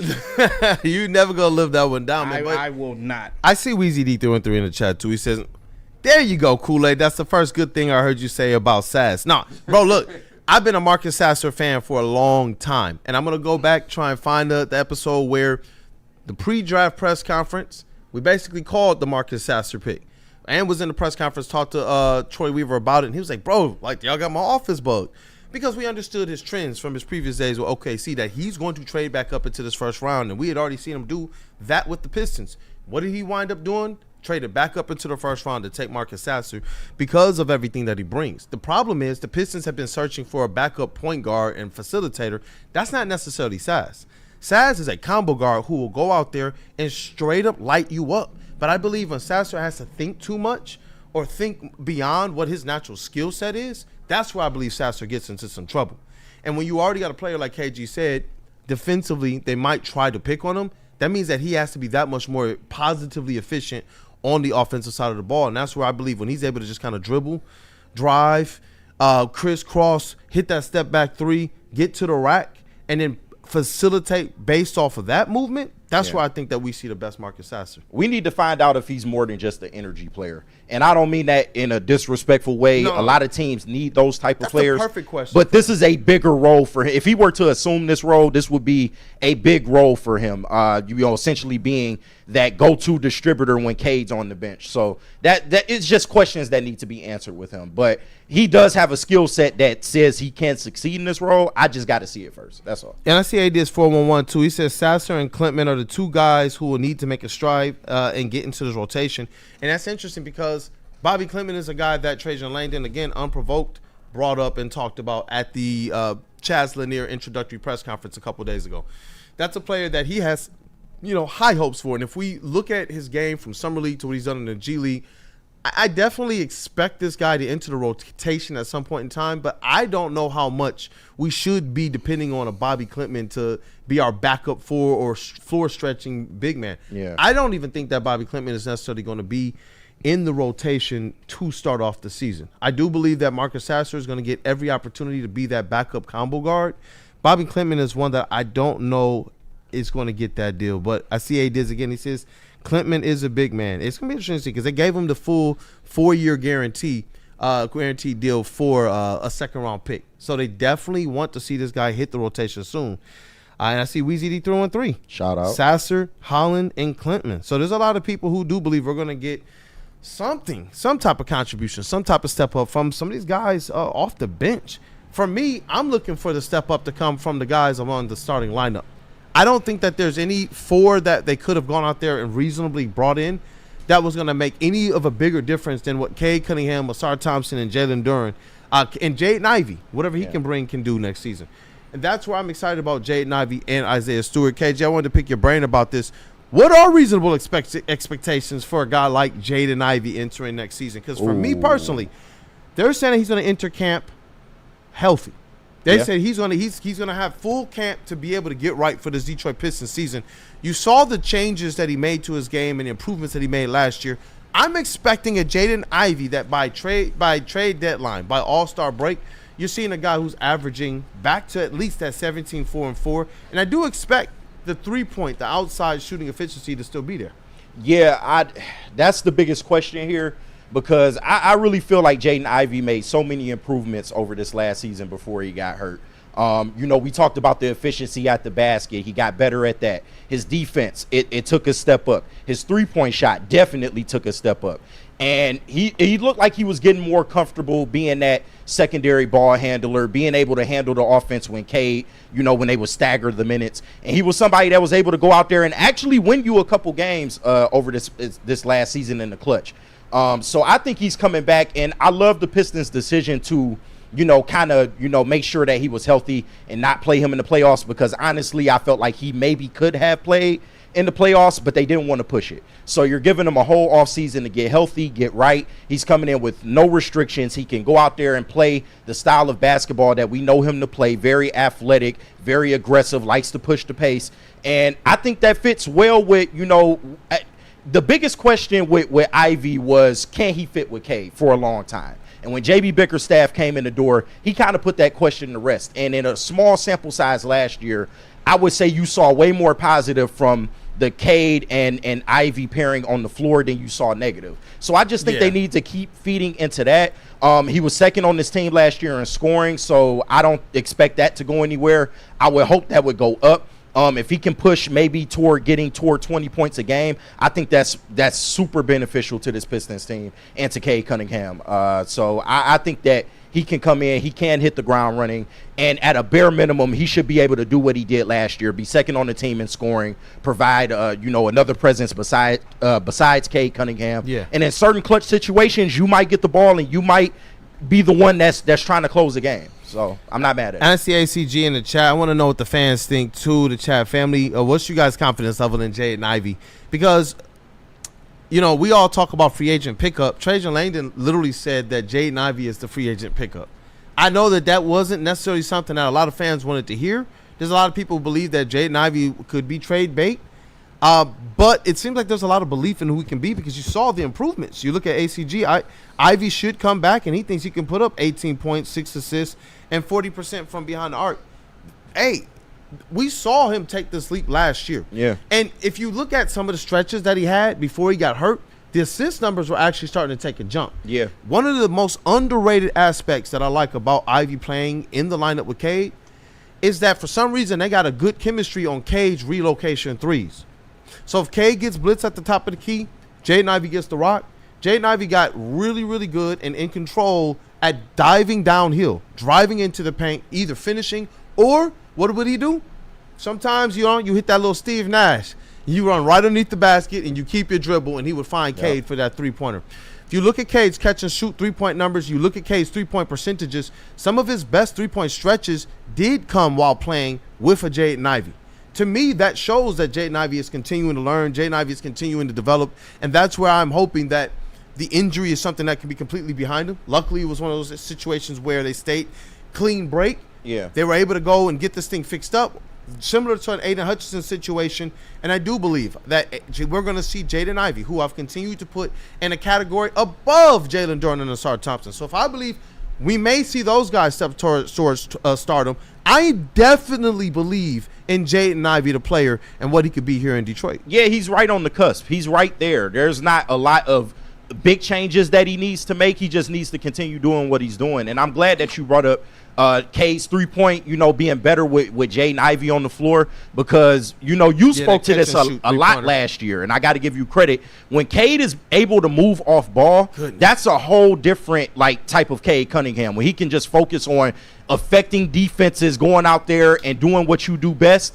using your body, getting to the paint, stretching the floor as well. When Jaden Ivey's on the floor, that relieves Cade Cunningham to just freely move around the basketball court. And I think that, when Jaden Ivey comes back, that could play into maybe Cade's 3-point percentages being a little bit better. But that is an area in which he needs to improve if the Pistons want to take that next step. I was just about to ask you, what area of it do you want to see him take that leap in next year? And I do believe it's in the facilitation. Even more so, to me, I think it's with Cade? No, with Ivey. Yeah, I was about to say, yeah. With Ivey. I was going to say, with Ivey, what do you want to see him improve on next year? Because we're talking about a backcourt at one point in time that we thought had potential co-stars, not even Batman Robins. Yeah. There are some people now who they believe, now that his injury has happened, that he's going to be a Robin.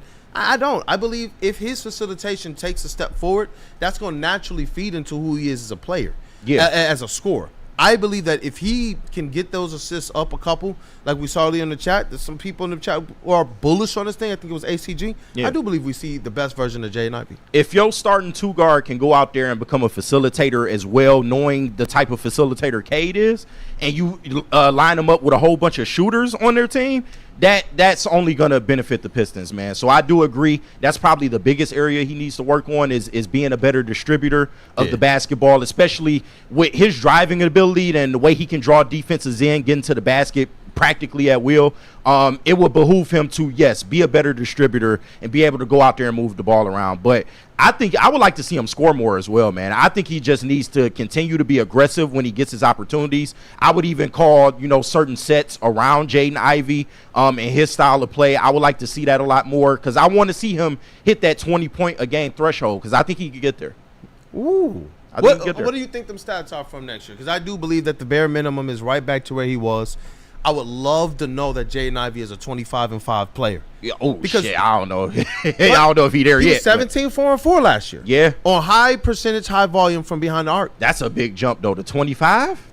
No, 20 points, 5 rebounds, 5 assists. Okay. Yeah, I'm like, what? 20/5/5. Let me do that. I would say. Hold on, KG parked up. He looked at me like, beef. Yeah, I'm like 25. No, I think he can get to. I don't need to see a huge leap. 19.5 points a game and maybe get those assist numbers up a little bit. I think he's fine. You said he was 17, 4, and 4? Yep. Yeah, I would take 19, 6, and 5. I feel like you're going to land like 19, 6, and 4. Okay. That's what I do. You look at the opportunities he's going to have next year, though, they're way up. We're looking at Jaden Ivey, who, if you're talking about him being the secondary ball handler when Cade's on the court, as well as who did Trajan say is going to be filling the Dennis Schroeder role? Yeah. We were hoping he would say Sass and LeVert and some of these other people. He eventually said LeVert, but we played the clip on the show yesterday, and for 35 of the 48 seconds, it was all about Jaden Ivey. Yeah. Being this free agent pickup, being this great addition to the starting lineup, and being able to be the backup facilitator. He's going to be amazing because we just came from a coach who didn't know what to do with this man. No, that's a fact. At all. Like, it literally buried him on the bench, and now we got one at the very least that's understanding how to put him in his best possible position to succeed. And I do believe that it helps Sasser. You look at Sasser down the stretch, and the type of development, the developments that he took, the steps he took forward in the second half of the season, when they were able to rest Cade more, Sasser took some leaps forward too. No, he did. They figured something out with these guards. It was a small sample size though, and his role, even still with him improving last year, was to just come in and score. Just come in, provide a source of 3-point scoring for us when we need to rest some of our other bench guys and our starters. So I just need to see him, what he's going to look like full time in that role. But overall, I agree with everything that you're saying, and JB Bickerstaff will have these guys in the best position. So, and we know that Ivy and Cade, their minutes are going to need to be staggered at some points. Yeah. So with Jaden Ivey, him bringing him up, he's going to be huge for that second unit as well. So, like you said, if he can improve in that ball handling department, that not only bodes well for the starters but also the bench, because he's going to be out there a lot of those minutes with the bench as well, and being that primary facilitator for them. So. Yeah, and I see some people in the chat as well. Maurice Shaw, I don't think that he's too pleased with the offseason. He said, I guess we're going to give up 4 firsts and Holland next year to get a power forward. One of the cool things is this. The Pistons can just sit back and wait to see who is disgruntled, who needs to make a move, who needs to free themselves up, right? Who's approaching this apron and they need to be underneath it because they want to be able to approach this next draft season with complete flexibility. That's where that trade exception that the Pistons have right now, the $14.2 million trade exception, that's where that comes in handy. Because now you can actually say, you know what, we'll take the whole contract from you and we'll just throw you some seconds. Or down the road first. It's not going to take 4 firsts and any of our young players for the Pistons to be able to play that type of role in a transaction. And when you look at what like Trajan's decision making has been this offseason, you do kind of wonder if part of that is, okay, I want to save some money because with the second tax apron, it's going to be real hard to have a lot of max players on your team, man. And we got contracts still yet to come up. I mean, Jaden Ivey, Jalen Duren, Asar Thompson, these are players that we are going to have to figure out what we want to do with them in a short amount of time. We only got maybe another year at most for a couple of those guys. So with the second tax apron being what it is, it's going to be harder to retain a lot of those max contracts. A lot of teams are only going to have 1 or 2 max players on their team total, and the rest is going to be filled with role players or, you know, aging veterans and things of that nature. So you wonder how much of that played into Trajan's decision making, because you do want to maybe hold on to some money with these extensions possibly coming up. Hey, intern Haley's holding things down in the sound booth. Got sports knowledge too. What you trying to drop on us about this Pistons? I just want to see if the group census is like, we're sad that Schroeder's not going to be with us, but it's okay. Like, I feel like the Pistons should prioritize their minutes on Cunningham, Ivy, Sasser, and dare I say, Schroeder could get in the way of that rotation. Yeah. And I feel like Schroeder is meant to be on a win now team, and the Pistons are still developing their roster. You know, and you look at the contract that he got too, and what did Trajan say? We're not necessarily trying to hamper anything. Exactly. That might be more true to what you're saying there, because you know, Schroeder wants to start, Schroeder wants the bag, Schroeder wanted the years. I'm sure that there was something the Pistons could have worked out, but he would have been on the bench. Yeah. Because he's not starting over Cade. He's definitely not going to start over a Jaden Ivey, who I know they got some high hopes for. J.B. Bickerstaff came in and restored that order right away. We didn't have to wait. There wasn't no like, hey, is there any controversy here? Well, you know, everybody's going to get a chance, but we really like Jaden Ivey. Like, that's literally what he was like. There's no controversy to start off this training camp like it was the prior one. But I think you're right. There is still an aspect of team building. Trajan's telling us this. They didn't make the splash. Yeah. And when you look at a Schroeder, it's like that is a type of piece that you're like, yo, if we're ready to go and contend right now, you probably bring him back for the continuity aspect. He is a vet. He's played in those high-pressure situations. And you know what? When you're in that situation, space be darned as it relates to the development and the growth of those young players. But the Pistons find themselves in an area where I think internally she's correct. Yeah. They get the ability to still build towards winning, still take the next steps, but also make sure they got the space for these young players to develop and grow, because they got to make a decision. You got Sasser, you have Ivy, and you have Duren, who are all up for contracts this year. Not like it was last year where they could have extended them. I'm talking about if you don't do something this year, they're gone. They're going to walk for nothing. That's a fact. That's where we're at right now with these guys. And so I do agree with her on that one. You want to know what you have. Sasser showed, I believe, enough in that sample size that they were probably comfortable with letting Schroeder walk. Yeah, they'll probably give him, at least Sasser, the opportunity to prove himself because of the improvements that he's made. And no, Haley was cooking with that. It's just Schroeder was such a great addition for this team mid-season, but we all knew that it wasn't a long-term piece. We all knew that he wasn't going to be one of the building blocks on a Eastern Conference contending Pistons team. It's just unfortunate. Maybe, we could have had him for another couple years, because it's hard to find 3-and-D guards in this league. And that's something that Schroeder provided in spades. He's somebody that could go out there, get a bucket, but he could also play on the other end. So they're going to have to find a way to supplement that. Make no mistake, like what Schroeder brought to the table defensively, that changes everything. And that, kind of went into decisions that Trajan had to make on the fly. But I think they'll be able to recoup and play better defense as a team. But it's still yet to be seen how bad that Schroeder, not re-signing with the Pistons, how bad would that hurt the Pistons going into next year? Yeah, I see Weezy 2-3. He says, we are ready to contend with what we have right now, Kool-Aid. Trajan Langdon said this. They are ready to compete. He does believe that this team, as currently constructed, is ready to compete. Absolutely. He believes that their contingent, that's going to be sped up by who? The young players, just like last year. This was sped up because these guys took the next step. And then he said it changed things for us. And all of a sudden, they're in this next season. And I really wanted them to be able to bring back at least one or two of those vets from last year. Obviously, we know they had the deal on the table for Beasley. Trajan spoke to that, and he said that he was disappointed because they were excited to have Malik Beasley back. Absolutely. They were absolutely excited. And I have him a part of what you got going on right now. More shooters, the better. That's where I'm at with this thing. But what do you think, man? Where do you see the Pistons at next year? Because I'm looking at what some of these teams in the East have done. But I am going to be bullish and say that this team, the expectation and where they're going to land is hosting the playoff series next year. Come on, man. I think the Pistons could be a top 4 seed, and I have not relented from that. I thought they could have been a top 4 seed this past season. Shit just didn't shake out at the end. But overall, and it's funny because I was going to ask this in the Swisher Brick yesterday, do you think that the Pistons can make the second round as presently constructed? I do.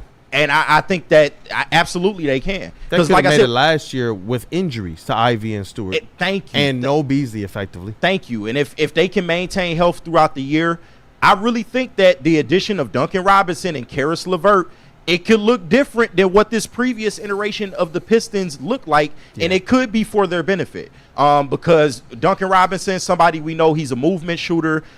He's not somebody that's going to take as many bold shots like Beasley would take when he was in rhythm. He gets them more in line with the offense. I was talking to Anson about it the other day. Yeah. And I do agree with that sentiment. Karis LeVert can be a solid player offensively, of course, defensively. He gives you something. It's not like he's just going out there and he's a turnstile. He gives you something. But I think he's better than Simone Fontecchio, or he can even be a better scorer than a Dennis Schroeder. So I think the Pistons are sitting in good position to still move out of the first round next year. I still do. And I see you Pistons have a point guard in the summer league from Tennessee. Yeah, it was the point guard that played with Chaz Lanier. He's excited about the opportunity to play. That's another thing.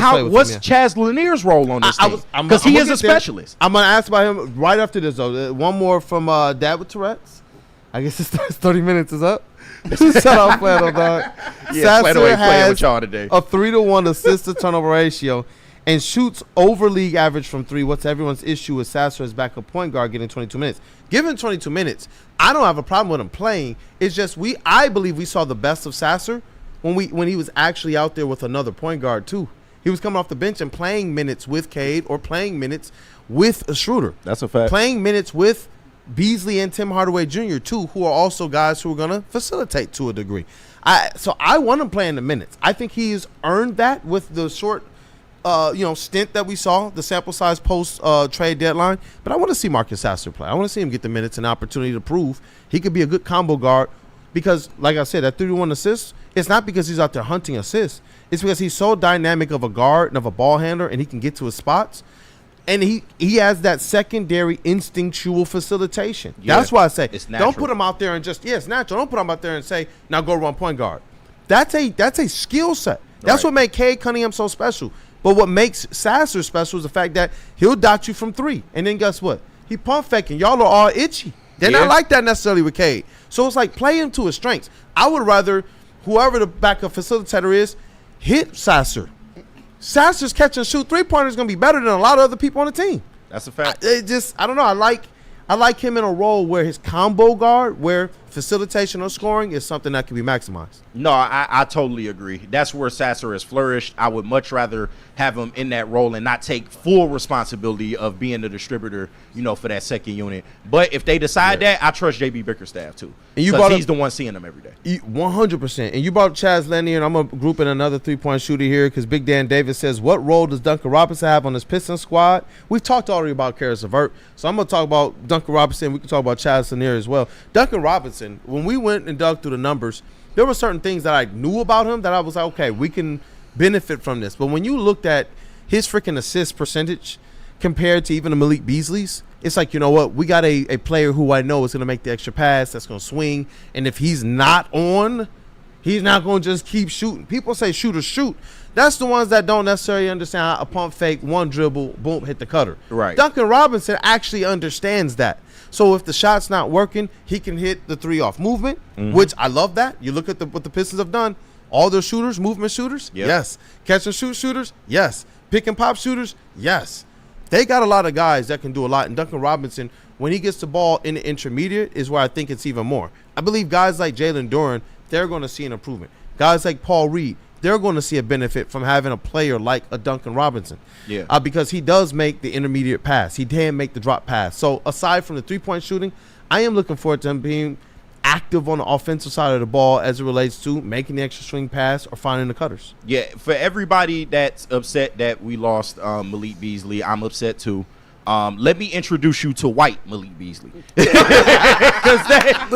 you got flannel to smile, dog. Good. If I got flannel to smile, I know it's real. But that's what he is. They are the same archetype of player I've been screaming at ever since he was signed. You did not lose much by swapping out Malik Beasley for Duncan Robinson. And there's some ways Duncan Robinson can be better than Malik Beasley. And one of those points, like you said, is having better vision than Malik Beasley would have at times. Sometimes he would get tunnel vision when he's trying to get his basket to go, and he doesn't look for the extra pass. Duncan Robinson can do that. He is also somebody that can put the ball on the floor. He is also somebody that's going to be kind of a liability on defense. Malik Beasley wasn't a great defender either. So I think that with getting Duncan Robinson, is he as prolific as a shooter as a Malik Beasley over this past season? No, but he's right up there. I mean, he's the all-time leading three-point shooter. Not as prolific. I agree with that. But he is as reliable. The percentages are what they are. He still shoots high volume. It's just Beasley was like freaking going out there like, I'm hitting 7 threes a game, which is incredible because now you know that that's a guy who more times than not you throw him the ball and you can do this. You can ramp up how much you do this per game. That's huge. But can they replace that? Yes. When you look at the three-point shooters they have, the minutes that these guys are going to get, the Pistons are still, as a team, I believe you're going to look at them at the end of the year and say, as a team, they still have a similar amount of three-pointers made as last year. If not, probably a better chance to have a higher. They lost a Jaden Ivey last year. And now you're gaining Jaden Ivey, a couple nice shooters, and people who want to make the extra pass, who want to find the extra shooter, who want to find the cutter, who want to throw the lob. I like that about these guys. And Duncan Robinson has been somebody that we've seen it in the playoffs as well. So coming down the stretch, no offense to Beasley, of course we would have liked him to catch the ball, but he could have had a better first round series. I think we all as Pistons fans would agree with that. Duncan Robinson is somebody that we've seen do it in a playoff situation. He can hit big shots when it matters. So that's what I'm looking for from him. Come in and hit big shots. You're going to be relied upon to be the majority source of three-point scoring for this team. I need you to just come in, be efficient, and play within the flow of the offense. I think we'll be fine. 100%. And one more from Randall Small so we get to everybody's favorite segment.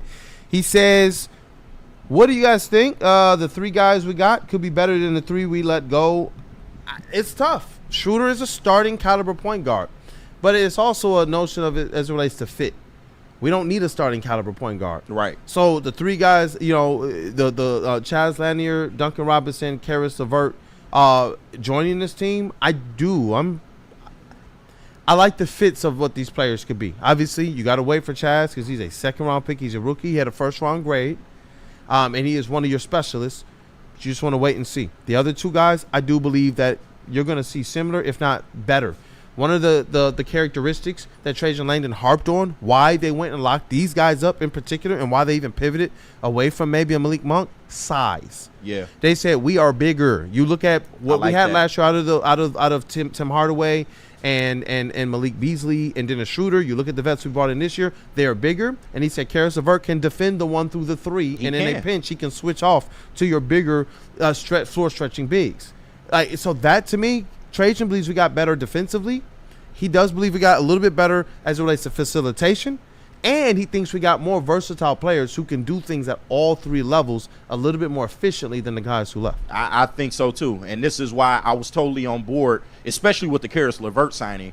And, not saying he's the greatest player ever or anything like that, but I totally agree. They got bigger, and that's a big key for this Pistons team because you're continuing to make your strength stronger.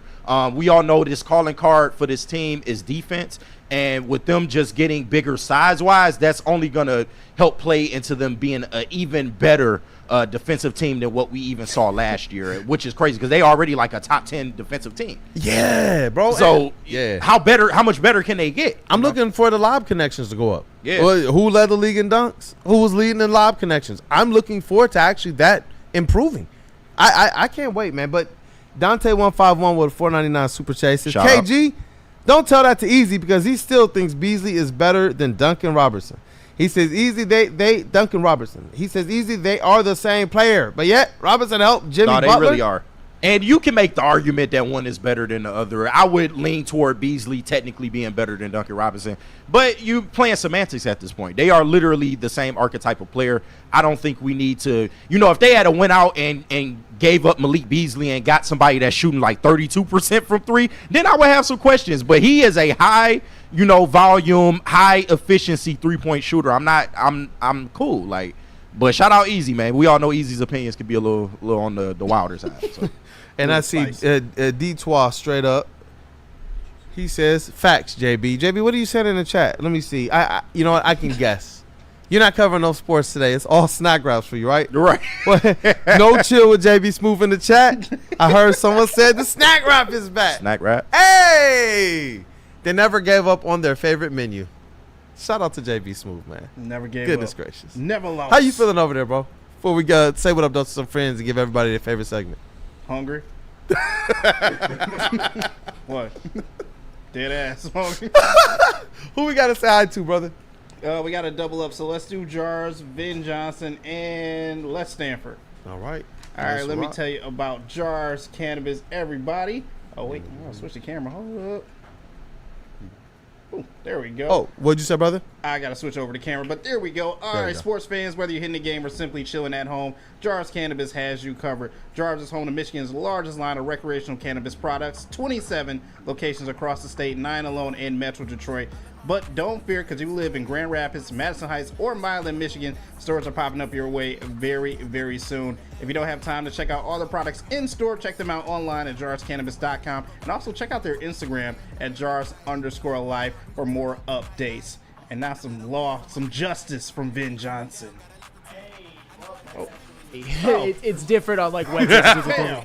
If you've got a crisis, let Ven point the way. Step 1, verify with details and photos. Step 2, engage your attorney. Step 3, notify your insurance provider. Get justice with VEN at Ven Johnson Law.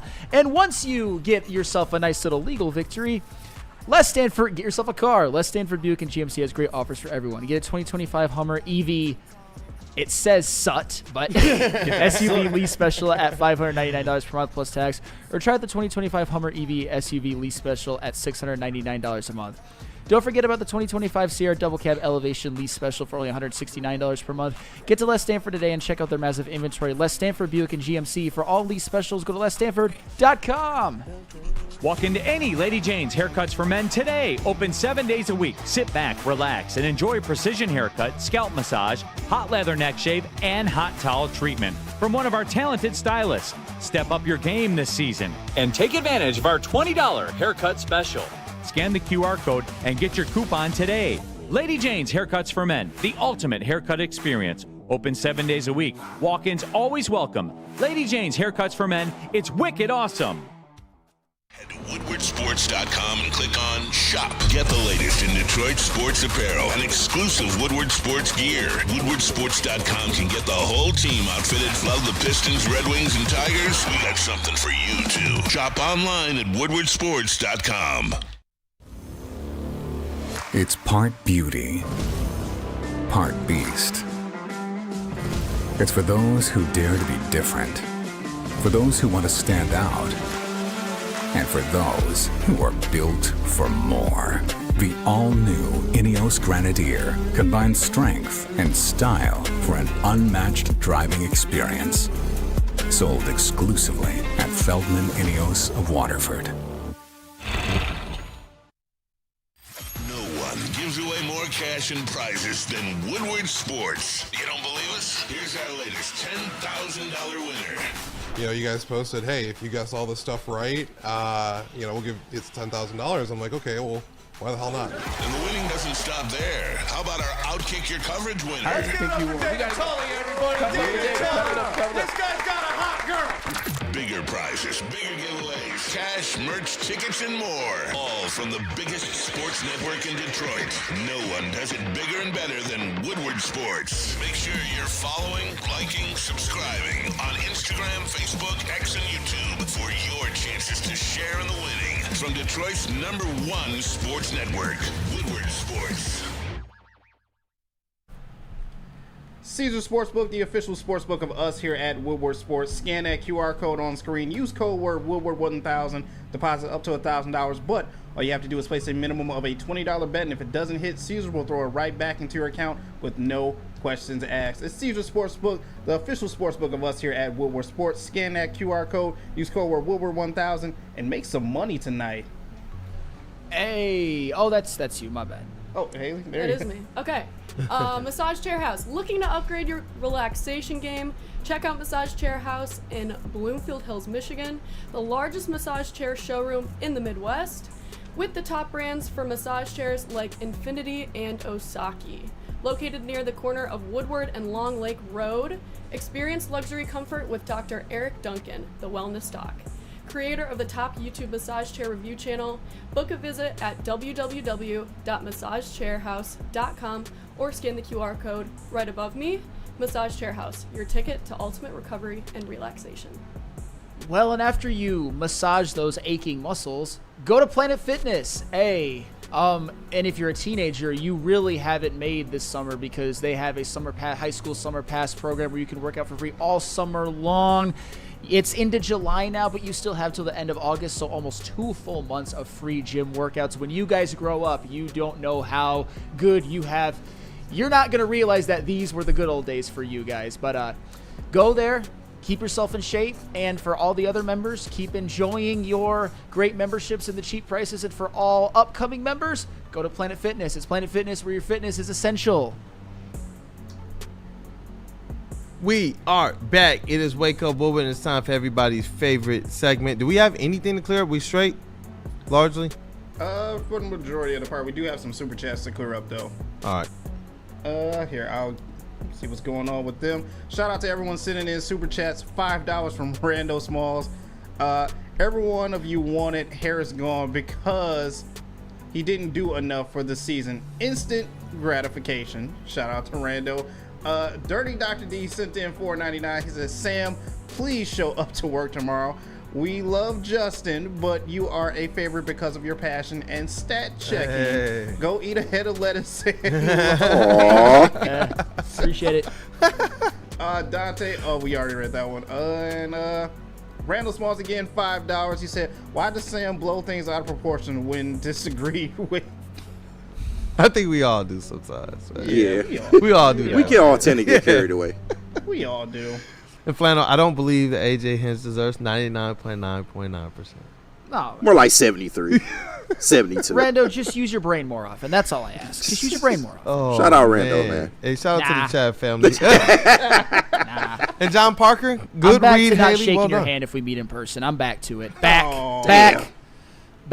Met you before. Wish I never shook your hand the first time. Jesus. Rando, I still love you, bro. JB Smooth, take it away, bro. All right. And now it's time for the most electrifying segment on the internet. Bum, bum, bum. It's What's Trending with JB. Live on Wake Up Woodward. The main man, JB Smooth. Let's rock. Hey, what's going on, everybody? Shout out to Gold Crown once again for sponsoring What's Trending with me, JB Smooth. I got a couple videos for you guys that I want you to check out right now.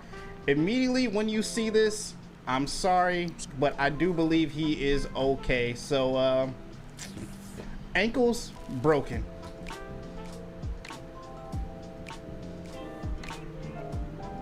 Okay. Oh my God! No! Holy Spinny came shit. in at the wrong time. Goodness! When keeping it real goes wrong. God damn. You're right. You know what he was thinking too, right? Oh, I cleared the nads. Yes. Yeah. Oh, no. Anybody doing athletic shit in kids, bro, it's never gonna work out, dog. It's never ever gonna work. That's horrible. That's tough. Why does it look like intern Ryan? Big facts. Ryan, where are you at? Have you guys ever seen Yeah, Ryan that's and this tough. guy in the same room? Achilles gone. Ryan, wait, are y'all wearing the same clothes? No, Ryan, was that you, man? It does kind of look like you, man. God, no. I'm not that dumb to do that. I can see it though. I can see the comparison though. Kool-Aid. Hey, you do. Like I said, that one's rough, but the next few don't get any better, you guys. So once again, I am sorry. Also, if you see this guy out in the street, oh shit. If you see this guy out in the street, would you guys help him out? Just let me know. Oh no! What the fuck happened there? With the do-rag on too. Oh, goodness gracious! Instant ACL gone. Why he fall like Peter on Family Guy, man? Yeah, I'm waiting for this to to go. leg behind him and shit. God damn. Goodness. I just don't understand how you did that. He could have just stopped himself. Bro, that was a slow fall too. He did stop, and then he just toppled Then over. he just fell. Look at how goodness. Just gave out. It's the way his body's flailing too, and my man's just sitting there looking like, come on, look at this at the end. Dog, I can hear the yell. Sheesh. Just What are y'all doing in that situation? Y'all helping my man up? Nah. I ain't gonna lie. Just gonna watch him rot. I'm a horrible person. Hey, Justin, I hear him. Listen, I'm from the school of mind your damn business. So, I mean, shit, unless it's like an old lady or something, like, bro, you could have prevented this It fall. wound up becoming your problem then. Yeah, I'm good, man. Like, that guy with the dreads did this to him. Jeez. I'm just here to pick him up. Of course, blame the black man. Why not? It's the easy thing to do, of course. Oh, sheesh. So That's mean, tough. so mean. And finally, last video for What's Trending. It doesn't get any better from here. You guys know I spent some time down south, so you know there's a bunch of farm animals out there that they want to keep at bay. And my man thought he could clear the fence, so. Oh, Come on, dog. Wait. dude. Try it again. Oh, That barbed wire That's got barbed wire? it. Yeah. Barbed wire. Oh, my. He barely made it through the first time. Oh! What? Dog.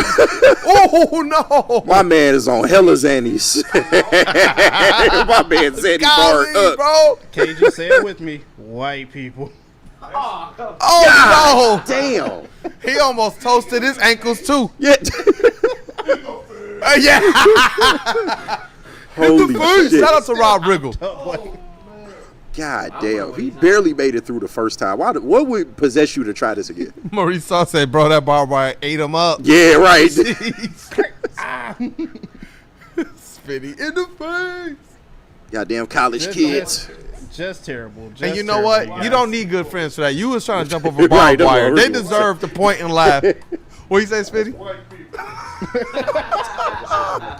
Exactly what I was saying. But that's it for What's Trending today. Sponsored by Gold Crown. Shout out to them once again for sponsoring What's Trending with me, JB Smooth. Let's hop into some mailbag while we got a little bit of time and get out of here, fellas. What I'm doing, Detroit Gunny said he did the what up? He did the Michael Jackson on the landing. Oh, he did. Both of those guys kind of did. Goodness gracious. We're good as well with the sponsors and everything? We do got to hear from BlackRock and Loom if we got a quick second. So shout out to BlackRock, our new sponsor that we've got going on here. Yeah, It's and you do sizzling. got one mailbag Don't question. touch me. I'm sizzling. Definitely. It's sizzling this summer as well. Woodward Sports is heating up things with our new sizzling partner, BlackRock Bar and Grill, home of steak on a stone, served on a 755-degree volcanic rock. That rock is hot. I'm telling you right now. It's more than just a meal. It's an experience. And now they're cooking up a summer giveaway. 8 weeks, 8 prizes, 1 epic finale. They let us in on a little secret. The grand prize is 4 tickets to Detroit versus Chicago home football opener September 14th. Stay Gotta tuned. go. The prize drop and entry periods open this upcoming Monday. So be on the lookout for that as well too. And now let's hear from Loom. And shout out to Loom. Hey. Summer is heating up and Michigan is buzzing. Big blunts. Each can delivers 7.5 milligrams of real THC wrapped in bubbles, crafted with real fruit juice and no artificial sweeteners. They're bold in flavor, but low in calories. And 100% hangover free. No, we need that. Wow. It's all bubbles with no troubles. Perfect No, I for like the poolside bubbles. sips, bonfire nights, or lake day chills. Available at any Loom's 38 locations across Michigan. Use code WSN30 for 30% off your entire order, online or in store. Go to www.loom.com today. Hey, you know what? Straight up pro. We was Yeah. even trying to mess with it. Pro. Haley don't fuck around, man. Shout out intern Haley. Shout out Platty, man. We do got a Feldman mailbag here from Freddie Feld 313. My dog, Mailbag. shout out. I don't have a question. I have a statement. Sam Reynolds, aka Flannel Sam, is a MFing legend. Thank you, Freddie. Hey. Shout out to Freddie Feldman. Shout out, Freddie. Shout out to Flannel Man. And do you want to answer? Do we? Let me see if there's anything in here worth answering. I think we just shut it down. I thought I saw one more. Big Con 51 mailbag. Can we chill labeling everyone a superstar or potential superstar? There are like 10 in all of sports right now. It's real 8th place trophy mentality. Nate Danielson. Hall of Fame isn't the Hall Nate of Fame Danielson. if Sorry. everyone gets in. What up, though, Justin? And 10 in all of sorry. sports. Wow. That cough is real deep right Should now. get that checked Nate out. Danielson. Nate Danielson. Got syphilis or something. You got to get that checked out, bro. Yeah. Yeah. Not your savior. The Red Wings 10 in fan all base sports? acts like Nate Danielson is the savior of this franchise. I think there's more than 10 in all. I was about to say that's a There's little got to be low. more than There's 10 in the NBA alone. 10. Yeah. Yeah. And they're saying Cade is approaching it. You talk about the top 10 players in the NBA, but a lot of those guys are stars, superstars. Cade is ranked just outside of that right now. Yeah. I do. I think that we got some guys that are going to be punching their ticket. Like, we're going to know if these guys are on the way. I'm really bullish about our guys coming off injury, and both Aiden Hutchinson and I think Jaden Ivey's going to prove to be serviceable. Nowhere near our superstar level, though, but it's not a show. Yeah. Oh, yeah. Hey, let's go. Shout out to Flannel Sam, man. He had ISO ball today, man. Yeah. He was shooting all the shots, man. It was dope, man. Like, I love it. It's dope. Let a guy get his stuff off, man. I rock with it. Shout out to intern Ryan in the building. He's over there with Woodward Sports MVP JB Smooth in the TD booth as we get things broke down. What up, though, people? Oh, shout out, Ryan. What's up, guys? Appreciate JB for allowing me to TD a segment each show. And, hey, gotta rep CMU one more time. Attaboy Zach McKinstry. 5 All-Stars. Fire up chips. Ryan had me cracking My boy Woodward, Channing Tatum. You better stop playing with him. Like, we got to put off his Zach. Walmart. The only other recognizable one is on the run from the cops. I call him Chicken Little. Chicken Little. Come on, spin dog. He do got the head shape. Oh, my goodness. Hey, you know what? Shout out to intern Haley holding it down in the sound booth. What up, though? And love the commentary today during the Pistons segment. Hey, I'm having so much fun being here. I appreciate all the support from the team and mostly from the fans. And I'm just really excited to grow and become more a part of this Hey, Woodward sports thing. Hey, y'all in the chat, pipe down. We already know what y'all finna do. Pipe down. It's so spicy right now. I've been seeing stuff, man. You've been peeping the comments in the chat, huh? She said, yeah. Drop your cash up and Shout out to Spin Dog too. He's getting the massage of a lifetime. I know you want the Pharaoh Q back, man. I see it on your face, but shout out. We got KG in the great right Buffalo. Shout out to KG, Detroit's #1 draft pick, aka Black Hollywood. What up, though, brother? Hey, y'all know what it is, man. Shout out to my team. Love y'all, man. Love that being back, getting to do this, getting back in rhythm. Shout out to everybody watching. You know, we appreciate every one of y'all that tapped in with us. Even the naysayers, you know, you got to let the naysayers know, right, Spin? Sometimes you got to let the naysayers know. But let's keep this shit rolling, man. Yes, sir, 100%. And shout out to my interns. They've all been killing it. Haley and Ryan, they've been killing it, doing their stuff. And shout out to Kiara, Alita, and Jenna as well. They've all been doing a great job. So shout out to them. I do. Yeah. Not no. The intern army. They've been killing it. He's got a whole 7-on-7 team. Right? You know what? I could feel the baseball team with the interns. I see.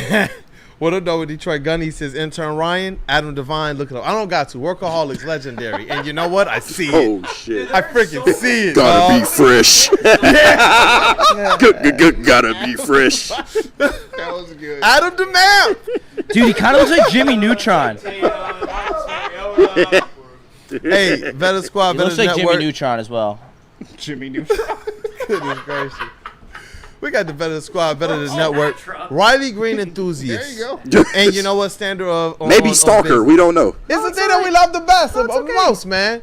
It's Stalker. It's all right. Standard on Business Hub. That's you, Flannel Sam. What up, though, A brother? message tonight, Easy. Enjoy your victory lap. Enjoy your down with 2 outs. Yeah, you missed the show. On July 10th, I think was part of your stat as well to prove how Riley Greene isn't clutch, even though I gave you a plethora of numbers that says that he is. Enjoy it, Easy. Enjoy your fake-ass niche stat. I love you, man, but, bro, I thought enjoy I told it. you that we won't stop. Flame that man. Flame that man.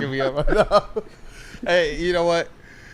Shout out to you guys, man. Chat family. I bet Go to he his can't wait fast till. like button. I bet he can't wait till everybody's Messiah Aura Boy is up.